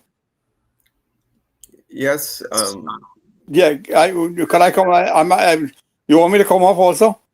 No. You continue talking while Mr. Siram tries to fix Okay, it. yeah. So, Mr. Singh, let me go to you now. So I last night again you talked about the Oropouche Lagoon and you talk about the 4 constituencies and so it seems as though the salt water is affecting more on the western side of the lagoon, like nearer the Gulf of Paria. The lower But, hydrological areas. That Right. means Right. the lagoon has a higher Dr. plateau Maharaj, and a I'm lower getting it from plateau. you also. I don't know what's going on. So Yeah. when rain falls, the higher all the water rushes down to the lower side of it. Then that lower side drains into the rivers. Then the rivers drain into the ocean. But the barrier is the sluice gates that take the water from the lagoon to the main rivers to empty in the sea. If there's a high tide of the sea, the water level is more or less equal on either side. But after 6 hours, generally the tides subside. So the water on one side becomes lower. That is when you open the sluice gates and the pumps and everything. So you get the water out. You're going to get the water out within a 24 hour. You can cease all the flooding in that area with proper management. So there are a number of other things you can do. Retention ponds, for example. And retention ponds have more than one purpose. Besides providing water in the dry season, it becomes a recreation point for people to go and relax in the evening time and so on. And, a little walk around the little water area is an enjoyable time. Not only that, in the short term, you can also plant grasses. And grasses, within 1 year, you can start mining cows and sheep and goats and whatnot. So you transform that whole area into productive arable land. Sheep farming, cattle rearing, goat rearing, like that. After 2 years, that land itself becomes fertile. Why? Because of the manure and so on generated there. Because as Siram is saying, that when I asked him about the we, he said if you have a good plan and you have the market, the we will be kind of automatic. The same question to you. So is there a catchment area that you're looking to develop because the salt water might be infiltrating even higher up wherever there's a plant, watermelon and pumpkin or what have you? So do you have a willing clientele who is willing and able and even financially to some extent could invest if they see the prospects of a favorable market like the one laid out by Mr. Siram just now about having a guaranteed supply to a given school children program, feeding program. So could you also think that there'll be farmers in that area, or do you have to bring them from somewhere else? Because you need people. You need people to invest and to work and to be motivated because they see prospects in what you're doing. That was in line with what I was saying last night also. In the same line, I was looking at the profitability and all those kind of motivating kinds of things. So do you think you still have the farmers who are willing to say, you know what, I don't have a permanent job, but this looks like something I want to jump into because CRAM could sell his project and they'd be willing to part with some of the cash and even whatever else they have. They maybe have cows and they could even do whatever, even more to help them. So do you have the clientele to say, I'm count me and I'm ready to go? That's what I mean. I'm sure you can develop a clientele if you can set up corporate. This is not a one-man show. It will take the efforts of a number of people, some investors, some forming itself into groups of cooperatives, so you can share and the cost and the risk around. Mr. Singh, I think your phone is echoing a little bit in. The what's that? Yeah, I was getting an echo from you. You want me to come out and come back in? Try and see if it happens. I'm here. Maybe Dr. Puram Maharaj can join in, or Dr. Ashwin, somebody. Good night. Gary, I think you might be having a feedback, because I hear when you're talking. It's happening to you, Gary.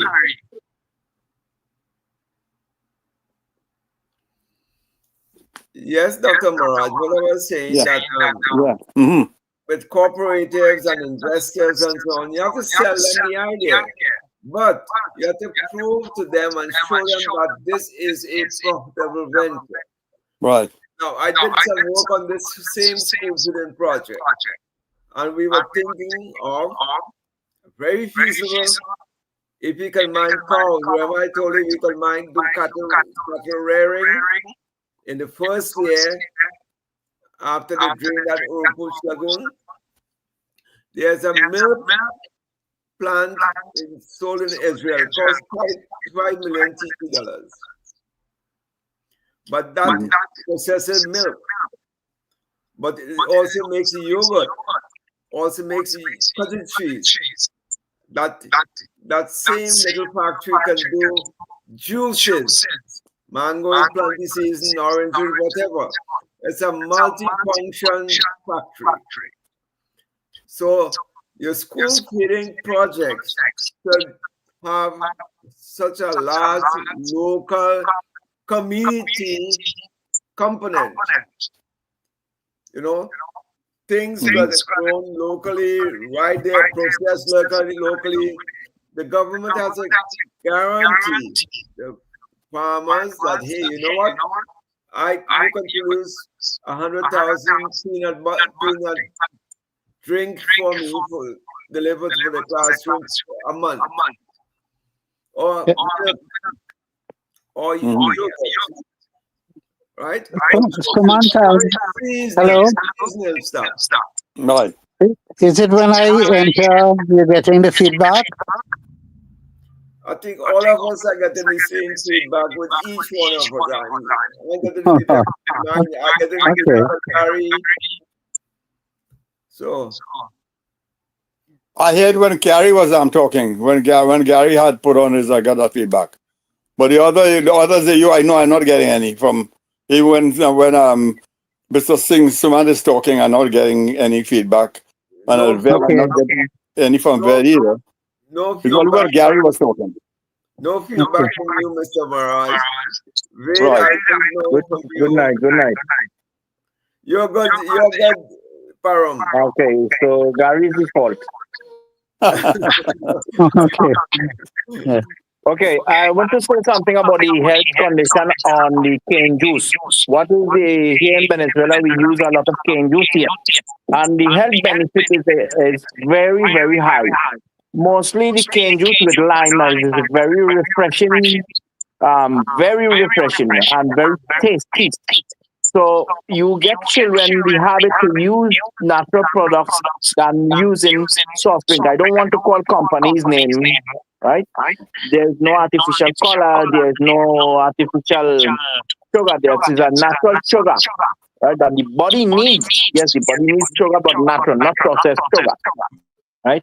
And for the male adult, we use the sugar in a therapy here, the sugarcane juice with lime, a certain amount of day but fresh, to use therapy to introduce oxygen in the blood.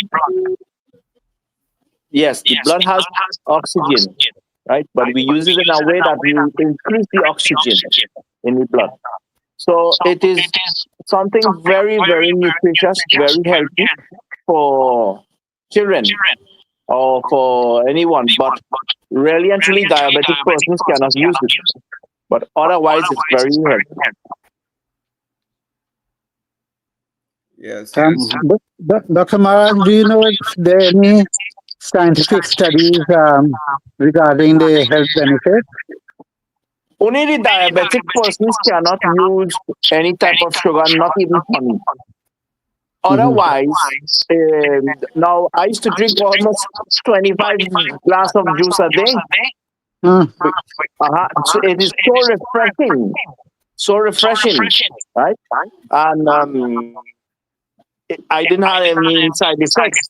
No side effects, but now as I am inside the hospital now, I don't need to drink a lot of cane juice. No? The cane juice also, we have the papillon con limon, which is a panel that lasts years, a lot of years that can last. No, you are right. The cane juice does not have it does not last long. It only lasts 3-4 hours when it is fresh, right? When it is fresh. But you can conserve or even for 5 years. We have here as well into 5 years, 1 year, 5 years. And conserving food is a need for any country just in case of natural disaster or war, right? So we can take that opportunity to have a food reserve in the country. Now, when we had hard times here in Venezuela with the blockage, there was no food. And a lot of children, infants, use cane juice and baby bottle. The baby bottles here, we use cane juice to feed children, right? And there was no side effects. Something very important to have. So we can even export the cane juice because cane juices in the US, they love it. The panel, the papillon, the German people come here in Venezuela to buy a lot. They buy by tons. Tons, I tell you, tons to carry to Germany. No? So not only Venezuela can do that business, we even export to Mexico. Right? So if you with Trinidad has that plant to produce cane juice, produce cane product, we are talking about exportation, not only local use, because the products are very, very high. Very, very high. And not only that, the byproducts of making the juice are also valuable as well. Whatever the skin and when it squeeze the cane, that buys the byproduct of the cane juice. Next thing, the gabas from the cane, we use it for fertilizer, we use it to make pillow, we use it to make fiber, we use it to make rope. There's nothing waste from the cane. The only thing that waste from the cane is the dirtiness on the cane. I don't know how you call it. Association on the cane. That's the only thing what you waste. But we make rope for ships.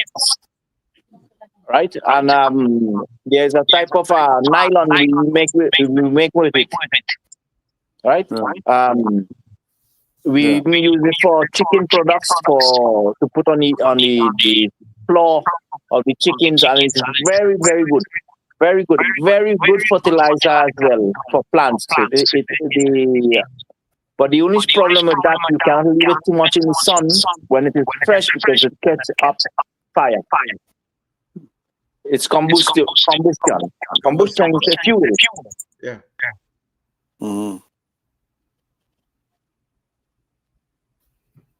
Yeah, and we know about that because our sugar cane loses the sugar content by the hour. Once you cut the sugar cane, it's losing the sugar content by the hour. That is why the farmer, the using Samadin and Caroni Limited never really purchased cane beyond 3 days. You couldn't bring it; they wouldn't take it. It starts to smell. It started to get a sour smell. Then they had to dump it. You couldn't do it, so you had to get it within 3 days. And they inspect it before they buy it. When they take it to the scale, they will look at it. If it's not good, they tell you, they rule it out. They say, no, we won't take that. Take it back or do whatever, dump it. So you're right about that, Dr. Maharaj, that those things are very sensitive. Those crops, I mean, we grew up in many of those kinds of things. We know about it. And the only byproduct you mentioned, including animal feed, the top of the sugar cane would feed the animals. Mm-hmm. Yes, with melassa. Yes, Mixed with melassa. right. And you see, the bulls here in Venezuela, we managed to locate a different type of bull by the breeding bull, special bull. And these scientists here, they managed to do that, but using the cane bagasse, and then they throw the molasses on, I say the word correct, that is the black substance. Molasses, yes, molasses. Yes. Now, the bull we sold here in the market to Panama, one of those bulls, almost $400,000 US. Wow. You see, because of the genetics of that bull, because of the food that we came out of the melassa and the cane. He carried that specific diet, and his reproduction on his sperm, his reproduction was 100% sure of any incubation and insemination they make. 100%, and the quality of the bull was very high. So we have big market with that with Panama. Now the government stop it because they want to increase the bull rate, the cattle rate here, cattle and cow, and how you say buffalo rate here. So we don't have enough that as yet to export. What we are doing is improving internal country. What is internally? Please forgive me, my English today. I just having to tip the English tip back. No, increase the how you call it, the country supply, internal country supply. Yeah, the domestic supply. Yeah. Yes, domestic supply until we have enough to increase outside. Now, the cane industry, if you look at it, anything that is natural to human consumption does not last long. Mm-hmm. That is natural and has a very healthy benefit. Right? A very healthy benefit does not last long. It lasts 2 hours, 3 hours. Look at an apple. You bite an apple, right away it starts to get oxidization, right? Yes. Okay. Yes. Same as the cane. Mm-hmm. Now the cane is different when you bite it, when you make the juice, or you make other things with it. The cane has to have its elevation temperature to make the papillon. And that is a natural syrup that can use, or you put in solid way and you use it and it lasts for years. Years that lasts. Right? The other thing, the cane land, what we did here with the cane land, we reintroduces the gaba or the bagasse in the cane land to fertilize it. Then we plant there also. There is the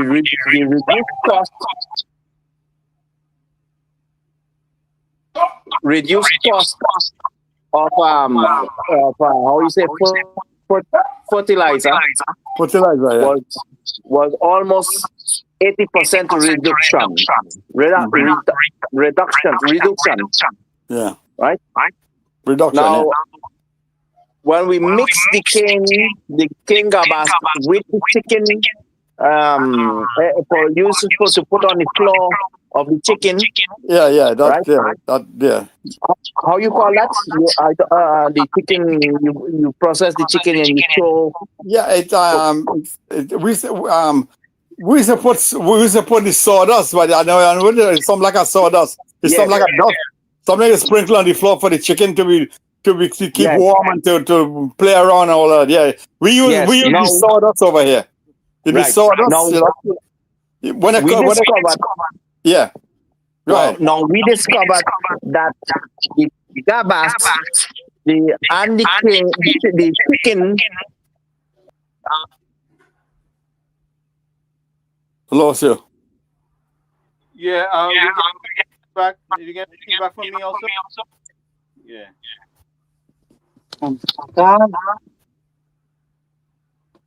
We lost Dr. Maharaj. Easy. Parum. He was talking, he got disappeared. He was went out. Yeah, Hello. Yeah, you come Yes. back in. Right, okay. Go ahead. Right.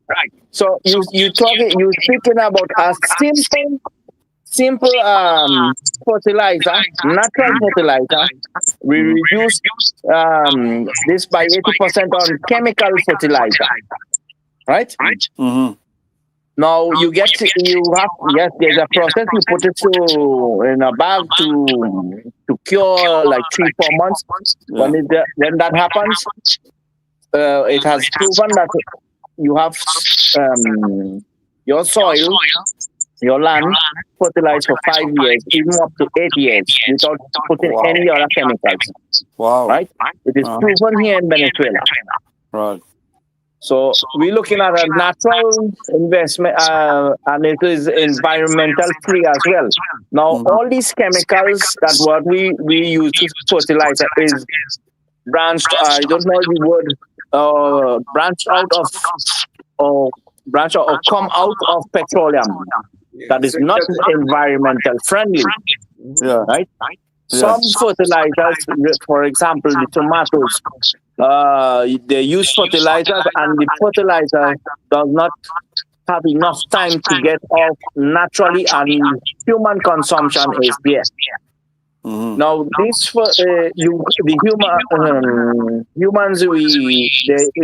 population eat tomatoes with the fertilizer, chemical fertilizer, right? Yeah. Now, with this avoids insects. He has something in him that he kills insects, parasites, fungus. It's not it does not encourage insects. It protects. Now, what they also do, mix the neem with the gabas, right? Mhm. We plant it with the gabas and we spray the crops with neem leaf. Mm-hmm. And we have a spectacular results. There are a lot of, I see in Trinidad, in the agriculture part, there's a lot of fungus diseases, right? That were not there before. Even today I saw that when I was, but those diseases exist in Trinidad, but here, Venezuela does not exist, right? There was once how you say, grasshopper. How you say that? Grasshopper was destroying the cane, and they sprayed. They use the gabas and they use the neem, and we get rid of all that naturally. Mm-hmm. Now, some time ago, correct me if I am wrong.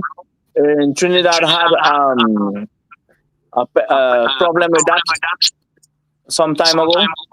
Grasshoppers, right? One of the natural ways is to use the cane, gabas, and the neem together, mix up chemical and environmental free, environmental friendly. Friendly, yeah. Yes. Yeah, I just want to show you some of the products that we make in Trinidad. What is This that? is this solid papillon. Jaggery. Yes, we make that. Right. Then we make a sweet molasses as well. Liquid. Liquid. Sweet molasses. And then these are the nibs. What's that one? Mhm. This is when you when you're making the powder jaggery and you sift it out, we get the nib, Okay. and then we make a powder jaggery as well. So all what that- Dr. Murad said, there's a tremendous amount of Okay. Those products is natural, right? all natural. Natural, and you Yeah. don't have a lot of processing or how No. you say conservants in them. Yeah, Right. there's no chemicals used. This is done in my factory, Mhm. so we use no chemicals. Mhm. In Now, a way, I- we are investing not only in agriculture, we are investing in health, and yet we using these natural products to cook and use. The sugar cane is not only for sugar, right? To produce sugar. I don't use sugar in any way. I don't recommend sugar, but the products that came out of the sugar cane has scientifically proven here in Venezuela and in Russia to be highly benefit, right? There's a tablet that we make out of the sugar cane for circulation, Mhm. right? And to increase the how you say dysfunction erectile en el hombre, dysfunction erectile. Erectile Dysfunction in the dysfunction. man. Yeah, erectile dysfunction. Yeah. Right. And it works very good. No, it's not a Viagra. No, it's not a Viagra. It's something that increases circulation naturally, and then after it eliminates the dysfunction. Right? Now, I bought some tablets in my suitcase to go to Trinidad. They seized it from me. Right? So I did not use it for that. It also, it's a multivitamin that you use, but it's good, very good. Mm. Now, you're looking at agriculture, you're looking at health, you're looking at pharmacy right here with the sugar cane. Mm. It's a multi-purpose crop. Yeah, but if we educate our citizens, I always say, any government that invests in their people, invests in agriculture, is investing generally in every way. You understand? Right? The sugarcane, how we get the lands here, the factories here that have the sugarcane, this causes to have a demand for employment. Right? Government here gives to you all the machinery that you need, but you in return give me for amount of years or amount of time sugarcane, and yet I will be paying you, supply me with a certain amount of sugarcane for the year you have to produce, but yet we will buy from you. That's what they say here, but they give you all the machinery. So this is a real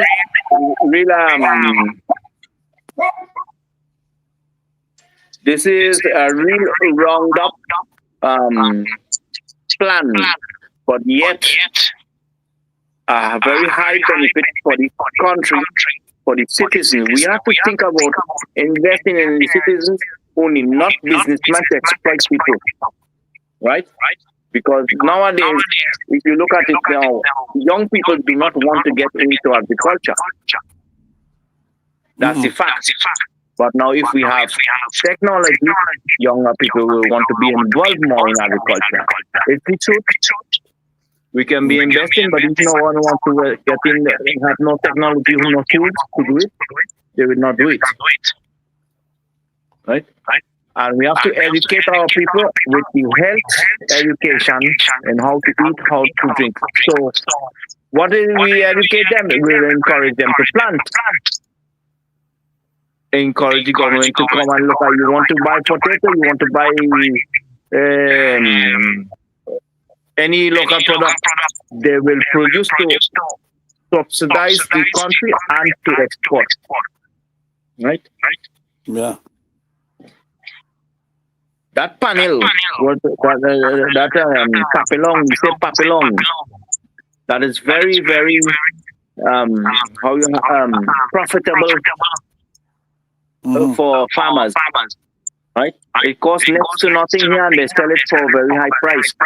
It costs almost the processing cost is very, very low. Very low. And in Germany, it's sold only it's sold the change it to US dollars. It's almost $15 for one. 15 US dollars for one, right? And other country can get it for 8. Yeah, it costs almost nothing, right?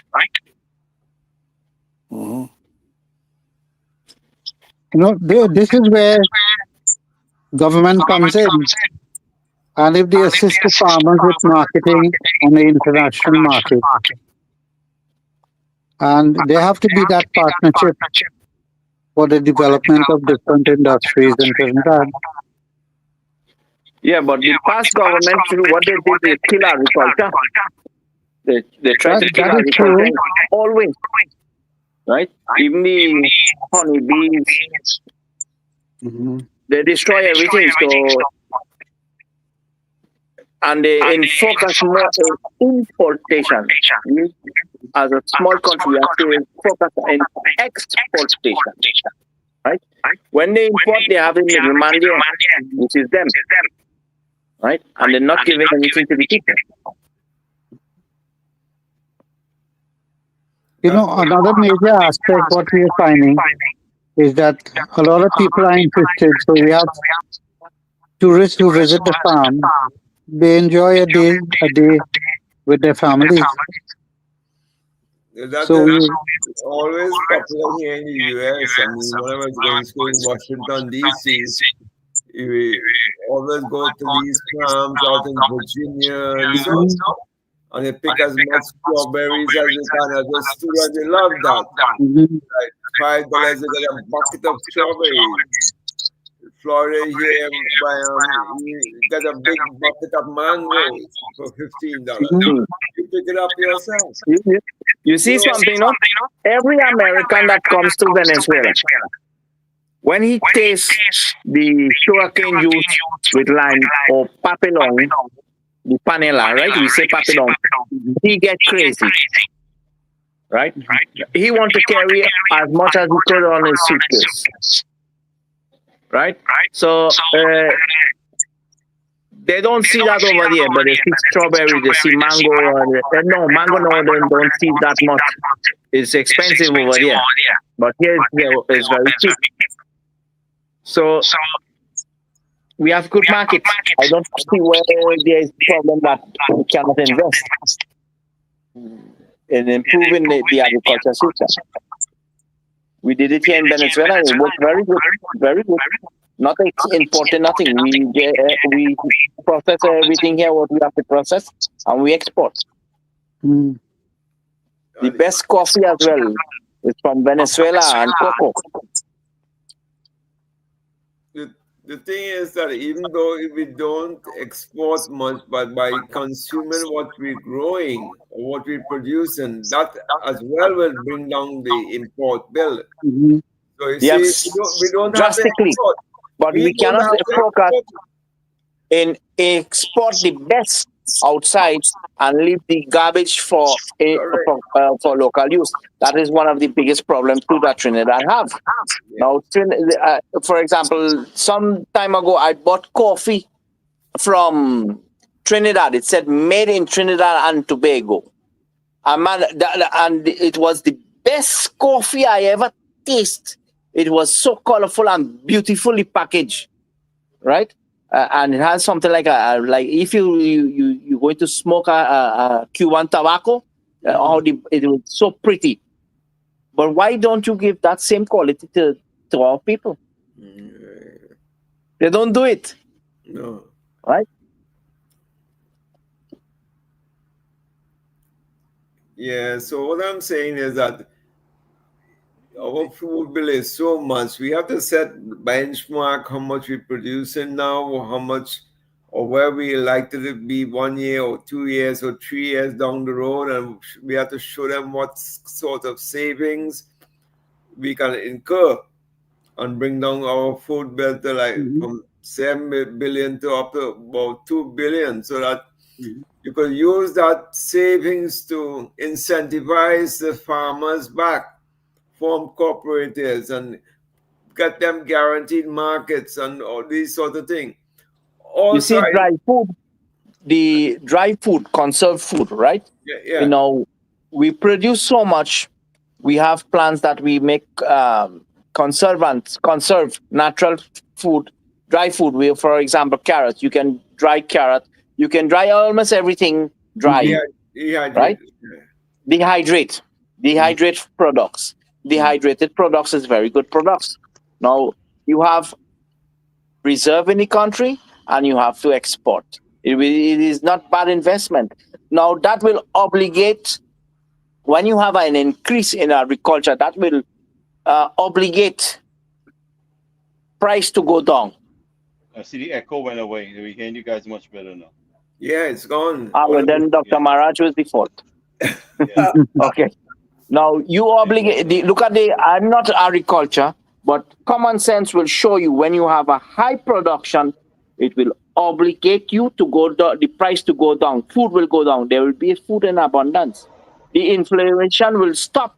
The inflation will not go up. It will go down. You Right. know, I seriously think there's a lot of young people I have seen involved in agriculture in Trinidad, and I think we could get more on board if we repackage this idea and how we market it to them, how we sell it to them. Because if we don't do it the right way, we just frustrate people. The government have frustrated those who were already involved and worked so very hard. I mean, Mr. Sidram understands that because he's out there as a farmer, and everybody else with the whole process of getting the simplest things done is not very encouraging. We have to create a platform to market the goods for our people. These are the things that the government can do, but we have to create a structure where government can't come in and mash up what this previous government has put in place. That has always been the case, Gary. Always been the case. A new government comes in, a new administration, they come with their own ideas. Whoever is the Minister of Agriculture, and Mhm. it always goes downhill. Everything goes downhill thereafter. They come with big fancy plans. Recently, about a few years back, the Mega Farm project. Conceptually, it was a good idea, but in implementation, it went to something as a non-productive concept. So whenever we try something, it always or most times ends up in failure once the government is involved with it. You have to leave it for private enterprise, people, communities, cooperatives to take the initiative. All they need from the government is to create the enabling environment and or the access roads, that is the Yeah, do what government electricity. is supposed to do. Do it everything here. You don't interfere with the production and marketing of the goods. No, just provide the enabling environment. That's what you need to do. The security, the pre-deal larceny, all these things, access roads, you know, But water. Mr. Suman, this thing, I clearly see it has been done and maintained by design to frustrate our people, Yeah, into correct. becoming discouraged and suppress them. So this is not a matter of management to say. I think it's management by design. They kept it so Calculated. that they want it so. Yeah, You know, yeah. It's a so calculated design. Look, this was so designed to destroy agriculture in Trinidad. I have friends, very good friends. They have their farms, no, and there are thieves that get into the farms and stole all the crops, right? Mhm. And when that happens, he go to make a report, and he seen the truck getting out, passing on the road with his products, and he went to the police and he say, look, that's my goods, stolen goods there that is going in that truck there. Look it. And the police see that there. They say they have orders not to touch anyone who takes food out of those land products. So that is an order from high above to destroy you, right? To destroy you completely. So Yeah, Eric William, PNM Cosa Nostra design. Yes, they design a way to destroy you. Now, I have an ex-friend there. He started with the bee business. He was going very well. Someone came, sprayed on the place. They plant a certain type of flowers. You can, if you investigate it, you can see it was done on purpose. Spray down, not to kill the flowers, but the bee consume it and destroy that man's whole entire bee process. All his bees died out. Why they do that? You understand? So there will be a lot of sabotage and these things like that in any process that is to succeed with these people. Now they export potatoes. Why Trinidad have to? I say import. Why Trinidad have to import potatoes from other countries, Grenada and St. Vincent? And why they have to do that? We have so much land here to export, to plant and export. And Trinidad is one of the countries that consumes a lot of potatoes. You say aloo, the Hindu way, aloo. No, that is something so necessary. So what goes on there? They are not interested in planting local food, but to buy. I will buy from that guy a cheap price. I will sell it again to Trinidad. I will resell to Trinidad. So that is the middleman. There is the problem. And who is the middleman? We all know. In the meantime, they're keeping people fighting, between themselves, divide and conquer, and while they fatten themselves, we saw who got the bulk of the money out of this whole 10 years of government, or the 62 years of PNM, of independence, and what 40-something years of PNM rule, really mostly.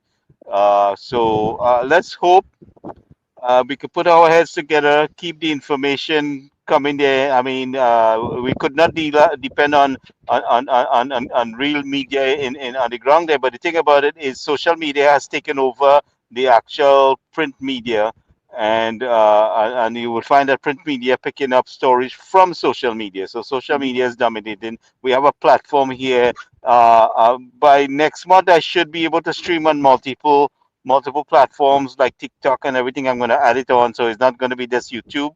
So I'm working on buying some more stuff into this platform here. So let's keep organizing ourselves and keep up the good work with supporting the effort, gentlemen. In Spanish say ningún mal dura 100 años. No? Bad lasts 100 years. No bad. We will succeed.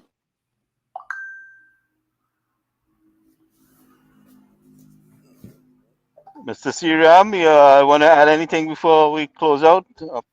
No, it's wonderful. I'm glad Dr. Maharaj emphasized the benefit of the sugarcane industry. I share those views because that's one of the easiest crop to grow, and there's significant amount of benefits in terms of the byproducts from not just fertilizer and so on, but the whole health aspect of the jaggery, liquid jaggery, solid, whatever. And this is where, if Venezuela can export so much, we can also do it here. We just need government help as well in terms of developing the international market. First, the local market, because the health benefits is proven throughout those countries that actually manufacture this. So I think the other major benefit, it will employ a lot of people I have people, we cut cane by hand, and quite frankly, they do it joyfully. It's not a case where they just hate such a work. They enjoy it. It's a way of life, and that is where government went wrong, not realizing it was a way of life, 200 years, 300 years, way of life that they destroyed overnight. Mm-hmm. They And this should destroyed come a back. lot of people economically, and I would say that is by design. You Mhm. know, Mhm. that is I what shall. was Yes, designed to yes, suppress us. yes. So I think we should look at it as a serious to satisfy local requirements for sugar and other health products from it, and the byproducts, bagasse board and fertilizer and all sorts of things. There are 150 uses of jaggery, 150 uses. Apart from Well, it when being I a go health. to Trinidad, Mr. Shiram, Please, I want to try your products, but I wouldn't pay you, you know. no, that's fine. I know you'll enjoy it and promote it in Venezuela. Yes, yes, You will compare it and see yes, whether yes. its product is better than the local Venezuelan product. No, And well, myself, what I would like, I Dr. cannot Maharaj, say no. Yours is better than Venezuelan. You know, I have to defend Venezuela. No, but when I taste, no, I'll be the judge. yeah, I will you be the could judge. say it's just as good. But Yes, when you come, you endorse the product. I need a few doctors to, In fact, one yes, of my largest client is a doctor. yes, yeah. yes. Yeah. Where is your product sold with? Where is the product? I have Your a few places, but the main area is Motor Life in product? Quebec. Motor Yeah, Life in Quebec. Hmm. diverse in there, right? We want. Yes, yes, yes. Okay. They Is it have a sold range. as a health food or It's you? it's all, yeah. They sort of focus on health and local production, local produce. So Okay. I'll be glad that you guys use it. And in India, there's a whole range of products with jaggery. They call it chicky with Yeah, sesame seeds. we get You it know, from the Indian store, the in the Gujarati Indian tone. Yes, yes. or the Mr. jaggery and Shiram, you so. can spell that for me in the chat there. The word jaggery, I cannot spell that. I don't know Okay. how to spell it, please. So I can investigate that. What is more? I typed it in the chat. He's in our group chat, so he'll be able to tell you more Okay, on that. okay. Yeah, Also, um, Jaggery, yeah. yeah. And this one we make it in a chocolate mold. This is the sesame seed in a chocolate mold. Oh, Okay. you mix sesame seed, man. What Yeah, a very healthy, what a that very is healthy combination. super healthy, super so healthy. so That I is want also you a military to food, It's a a military jaggery. supply food as Ah, well. You use a bar, you just yeah. bite off a bar, and that's it. You're good I for the want Yes. you day. to do to introduce the products on this program whenever you get a chance. You know, you could even probably take us to the farm or show the goods. You know, I'm offering you this platform to market also, so you could Oh, show I'll your be products. delighted. Yeah, I'll be So delighted. You might let me have a know. US distributor just now, wait, with your if you range of product, if you can market it as a health food, because You know, jaggery is like a marketed as a health food, even As a though health uh, food, yes. and this don't goes to all fancy. our farmers there. I want to give you that platform, the opportunity to bring your product, show it here, advertise it here, talk Oh my, about it in well, that's so generous of you. this My wife channel. This does, channel is available. my, my wife does the marketing, so she'll be the face. Right, right. Let her give me a call, and we can organize, and Okay. probably somebody holds the phone and stabilize it so that you can show what's the product. Give a good example. And Yeah. About and uh, also speak to the health benefits of it as well. So right, it will right, and be maybe a you have one of your a wider children or reach. grandchildren can do a little narrative on it too. That would be good. Okay.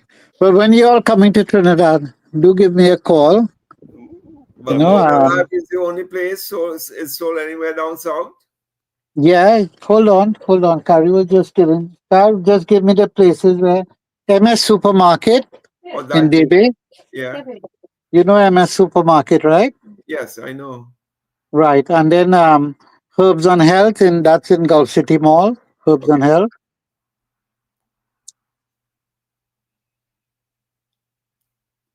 And in Port of Spain, Malabar Meats, and at Tarrant's. Tarrant's buy quite a bit.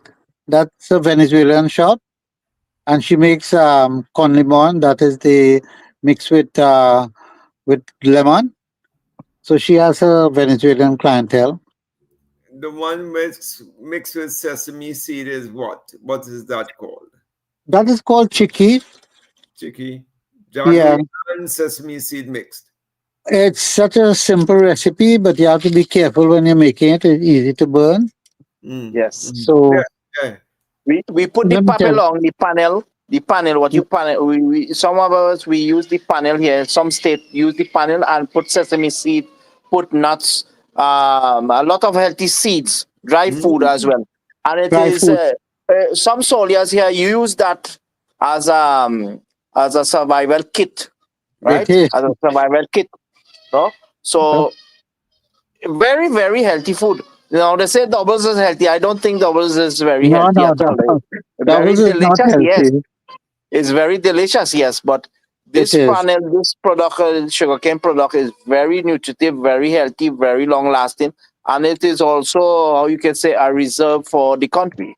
Well, Right? you You know, have the thing natural about the disaster. doubles is the thing about the doubles is if you're using the same oil or refining it in the same oil, that is more unhealthy. That And is you Boy, know, it's don't, boy, don't try not to talk bad about the doubles, no, because plenty people will kill you. no. I'm just saying, you know, what will make it worse is if you're using refrying it in the same sort of oil all the time. You know, yes. I Yes, mean, yes. because sometimes Very you eat doubles unhealthy. and you feel sick, and sometimes you eat double and you feel like you're ready to take on a elephant. You know, you feel strong and you feel good and healthy. So, you know, it depends on the how it is handled. You know, would makes a difference in it. You know, But Correct. um, you know the like anything else. You know. yeah, my son he's a doctor, but we made a dosa doubles. Dosa double. Dosa is rice Right. flour, Mhm. rice flour, and Yes, urdi dal flour that's from India, no dosa. from India. Yes. So that Uradal. is You made it uradal and rice flour? yeah, that's the dosa. And you make that and you put your chana and so on, and that's a dosa double. Well, I eat that this past Sunday at the temple here, the Indian Hindu temple they have here in South Florida. They make it every Saturday. The Yeah, the dough dosa. and But the condiments, whatever you want with chutneys, with coconut chutney and coconut chutney, yeah. all Yeah. these things that go with it. Well, sambar, which is the mixture, like the dal, so to The speak. dal, yeah. The dosa and sambar is food with tamarind chutney and so on. Yeah. But South Indian Boy, food very healthy, you know. look at my mouth, my mouth. Watering. Yeah. If you give me notice, I make a good dosa. Yeah, dosa is very nice and it's healthy, but they Yeah. make it with a lot of different things now. I Oh said they yeah. make Yeah. not only I, rice I flour, they make it with mung flour, mung dal flour, and split chana, Salmonella, they use different things. seminar, But it semin, doesn't have the gluten like wheat, you know. yeah, durum flour, the whole works, the whole range. Mm-hmm. What's called ragi and all these things as well. Ragi flour, which is millet, the various types of Right. That's correct. That they make all it. of that can Sumant, all of that can be grown in Trinidad, you know. Yeah, Uh, yeah, I yeah. never saw millet. I never see it grown home, but I know my friends are Indian, so he tells me that oh yeah, they grow a Mhm. lot of millet, different types in different regions. Different types, yeah. Yeah. Yes, correct. Correct. So But We revive agriculture. We decrease inflation drastically, not increase, decrease. decrease, Right? yes. Yes, Yes. correct. drastically. Well, But this is, I'd like to yeah. reiterate, we have an obligation to make sure our people eat, right? And That's while we sort out all obligation. the other economic development, the first priority is to make sure our people have food. And the best way to do this is to flush out the bureaucracy within the Ministry of Agriculture, so there's an ease of business when our people go there to get whatever business Mhm. they're trying to sort out to get their business up and running, to keep it running. Yes. Mhm. We don't want to hear about obstacles and people creating hurdles and and roadblocks. We have enough potholes in Trinidad, so we want to get this the ease. We want to get an ease of doing business. I want to commend our Prime Minister on decentralizing herself. She's not going to work out of Port of Spain. This is not going to be a Port of Spain government. She's going to be in various parts of the country. Mhm. She's going to be in Tobago. She's going to be in Central. So she is going to be accessible to our people. All right. Yes. And Yes. I'm calling Not for a bureaucratic way. decentralization also with all government ministries. We will eliminate the traffic and the congestion and waste of time going into Port of Spain. People from Mayaro shouldn't have to get up 3 o'clock in the morning to go sort out some kind of a Mhm. government ministry business. So this nonsense has to cut out. There's a lot of work to be done, and I really want to keep reiterating, inviting everyone to come on board with joining this effort. Go ahead, gentlemen. Yeah, well, that is nice. That is what people-centered development is all about. But you have to think, why do you have a Ministry of Agriculture office? It was in St. Clair ever since I know myself. Now Mhm. it shifted in Central. Yeah, but still, you do not do agriculture in an office. You need to send your officers out in the fields to the people who do agriculture. That's what they did here in Venezuela, and we have increased improvement. Must We have be a lot of improvement. Agriculture is not for office. The thing is Agriculture, that- these inspectors has to go out in the fields, what the people need, what material they need, what equipment they need. Not sending an application to the office and say I need this, and it took 5 years, No, 10 years, or they never get it. you Right? see, So that is slowing. farmers need to do what they know to do best. That is plant the land. Plant the land.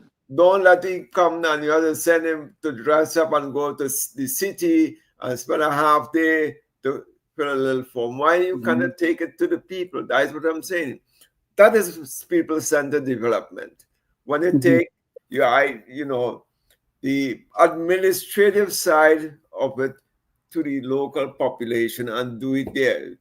See what Mrs. Bissex is saying about the delivery of health care to the elderly, the differently abled. That is what That is- people-centered development is all about. Take it home. Yes. Home there. You're creating employment by utilizing all the 380 excess doctors we have in the land, Mhm. the nurses, drivers, and these things, not only to the elderly, but also to the schools, the school system, having doctors in the school system. So you achieve a number of things that you're generating employment from not one person to a number of different persons, and you're filling a need as well. So this is it. And if we can tie in our local agriculture produce with big project like the school feeding project as well, you can have a lot of local component and an entire meal. Mhm. You see also that is what is going on. Yeah. Yes. You see also what is going on, not only planting, these companies that are in Trinidad, I will call the name, I don't care nothing what they say because they damage the country, like KFC and McDonald's and these fellas like that. They never buy anything in Trinidad to supply their store. They don't do it. So they buy everything outside and they bring it into the country. Why can you not buy from the locals? Why? Right? you are KFC, you give to the farmers or the poultry farmer what you will need, and let him give you the production. No, but you prefer to go outside and bring in food from outside and not helping the product, the local government, the local Well, farmers. So this is that, one of these things. These people are generating money to get out of bleeding the country yes, that is what the cartel was of all the about. currency. That is what the They generate cartel. currency to take out of the country, not to invest in the country. That's what they do. Yeah, but And the PNM government have supported this type of nonsense. You know, you guys, I could never forget when George Chambers came up with the ECO form and he had to itemize everything and what kind of chaos it caused. You know, so I mean, the brilliance of the PNM is to suppress those who are trying to produce in the country. You know, Yeah. and the way and the status quo, you know, they want to maintain it. You know, but we are here to overturn them. We're going to do. We need to do as much as we can do in this 5 years, you know, so that you know, but we have to find the funding, and this is what all we have to participate in doing is assisting our government in finding new market opportunities. Every TNT national should become a brand ambassador to your country, outside the country, promote TNT. And I know we do a good job at that, promoting our culture, our food, and stuff like that. A lot of our goods, you know, Matuks and whatever brand they make in there should be able to be exported. And Mr. Siriram product also. We want to. I want to really want to get someone to do a little mini video commercial for you, Mr. Siriram. Maybe your granddaughter or somebody, you know, grandchild there can do something for you. We'll put a little nice video together with the product, and I'll push it around on my channel here. Yeah, I will need some assistance to do that. So Yeah, in fact, I know someone I think I'll talk to try to help you do that, and you know, we'll try to help to see what we can be done. And that goes to all our people like yourself who's trying to build their business. You know, I want to give the international support to you. You know, which you would not normally get in Trinidad, and we yeah, know what the deal is. that's a great initiative, Gary. That's a great initiative because people are really struggling back home now. Eh? Well, you know, And you can't buy what you don't know about, right? So the thing about yes, it is to push it out.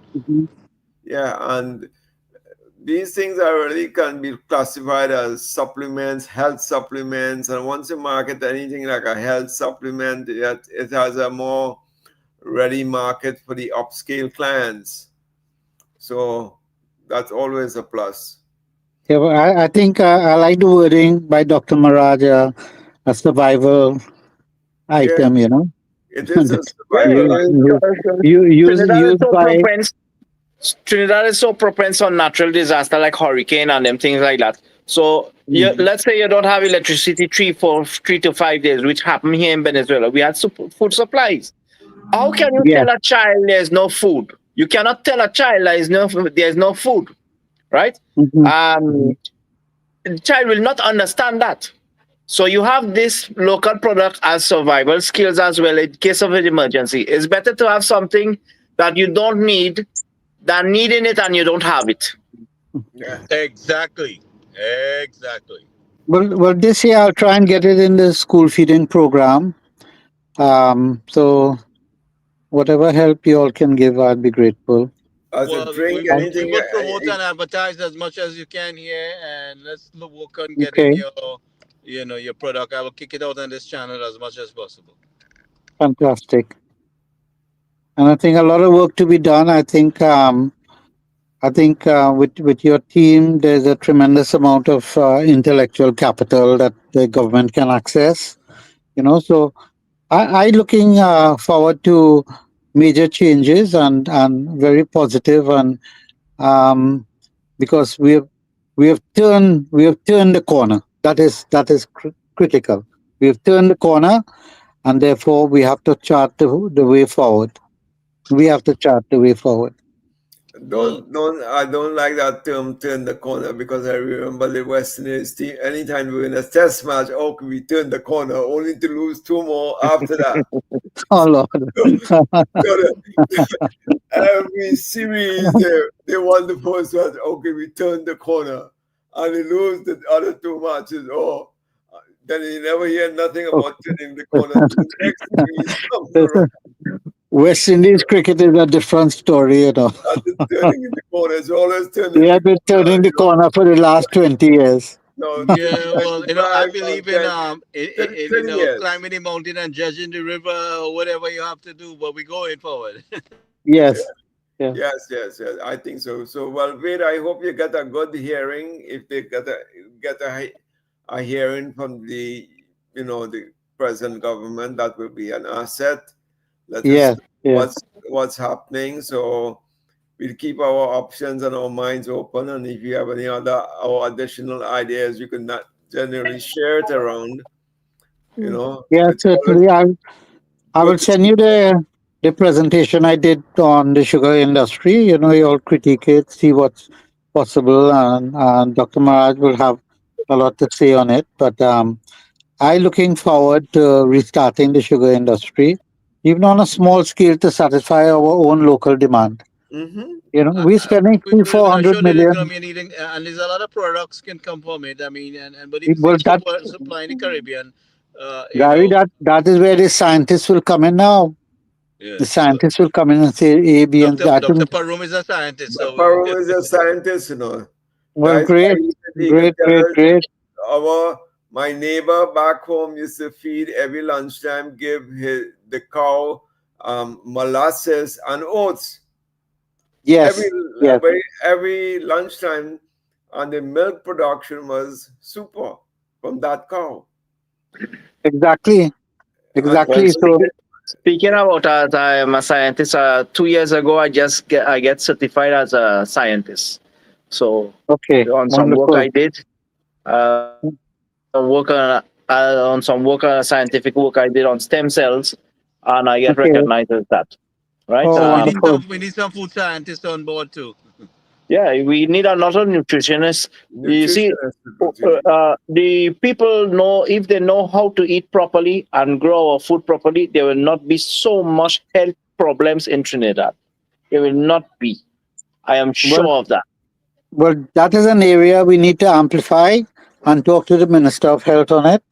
And I think we need to cut out all the bad food. Certain countries do have Kentucky Fried and this all the chain, Yes, it has, but there is the quality. Look at something. You eat chicken, let's say you eat chicken outside the airport. Go to the airport and you will see the taste is different. Or why you put this food to the local people? Are you going to give good quality food to a foreigner? Try it out. What I'm saying, go to the airport, eat chicken, and go outside and you eat chicken, and you see the big difference. About let me see, about 30 years ago, I became a vegetarian. So I'll have to ask my wife to do that. All right, but you will see. Yeah, quite possible. Quite possible in the villages and so on. You'll get different quality. No, the whole country. The only difference of that chicken is in the airport. That's all.